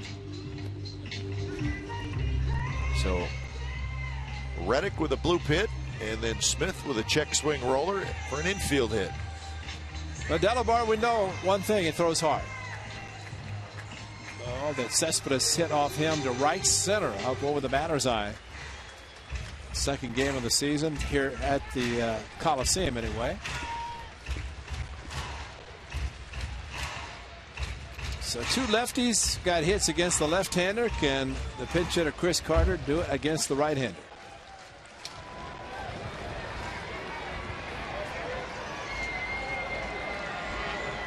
Carter 5 hits in 11 at-bats. First pitch. Good swing, and he fouled it straight back. He's got a double and 2 home runs. And these situations are, of course, Bob Melvin knows that if he pinch hits Carter, does he want Carter to face the right-hander Delabar or Moss to face left-hander Perez, and decide to go to this route? Hard to left, and that baby is gone. Did you see how far that was?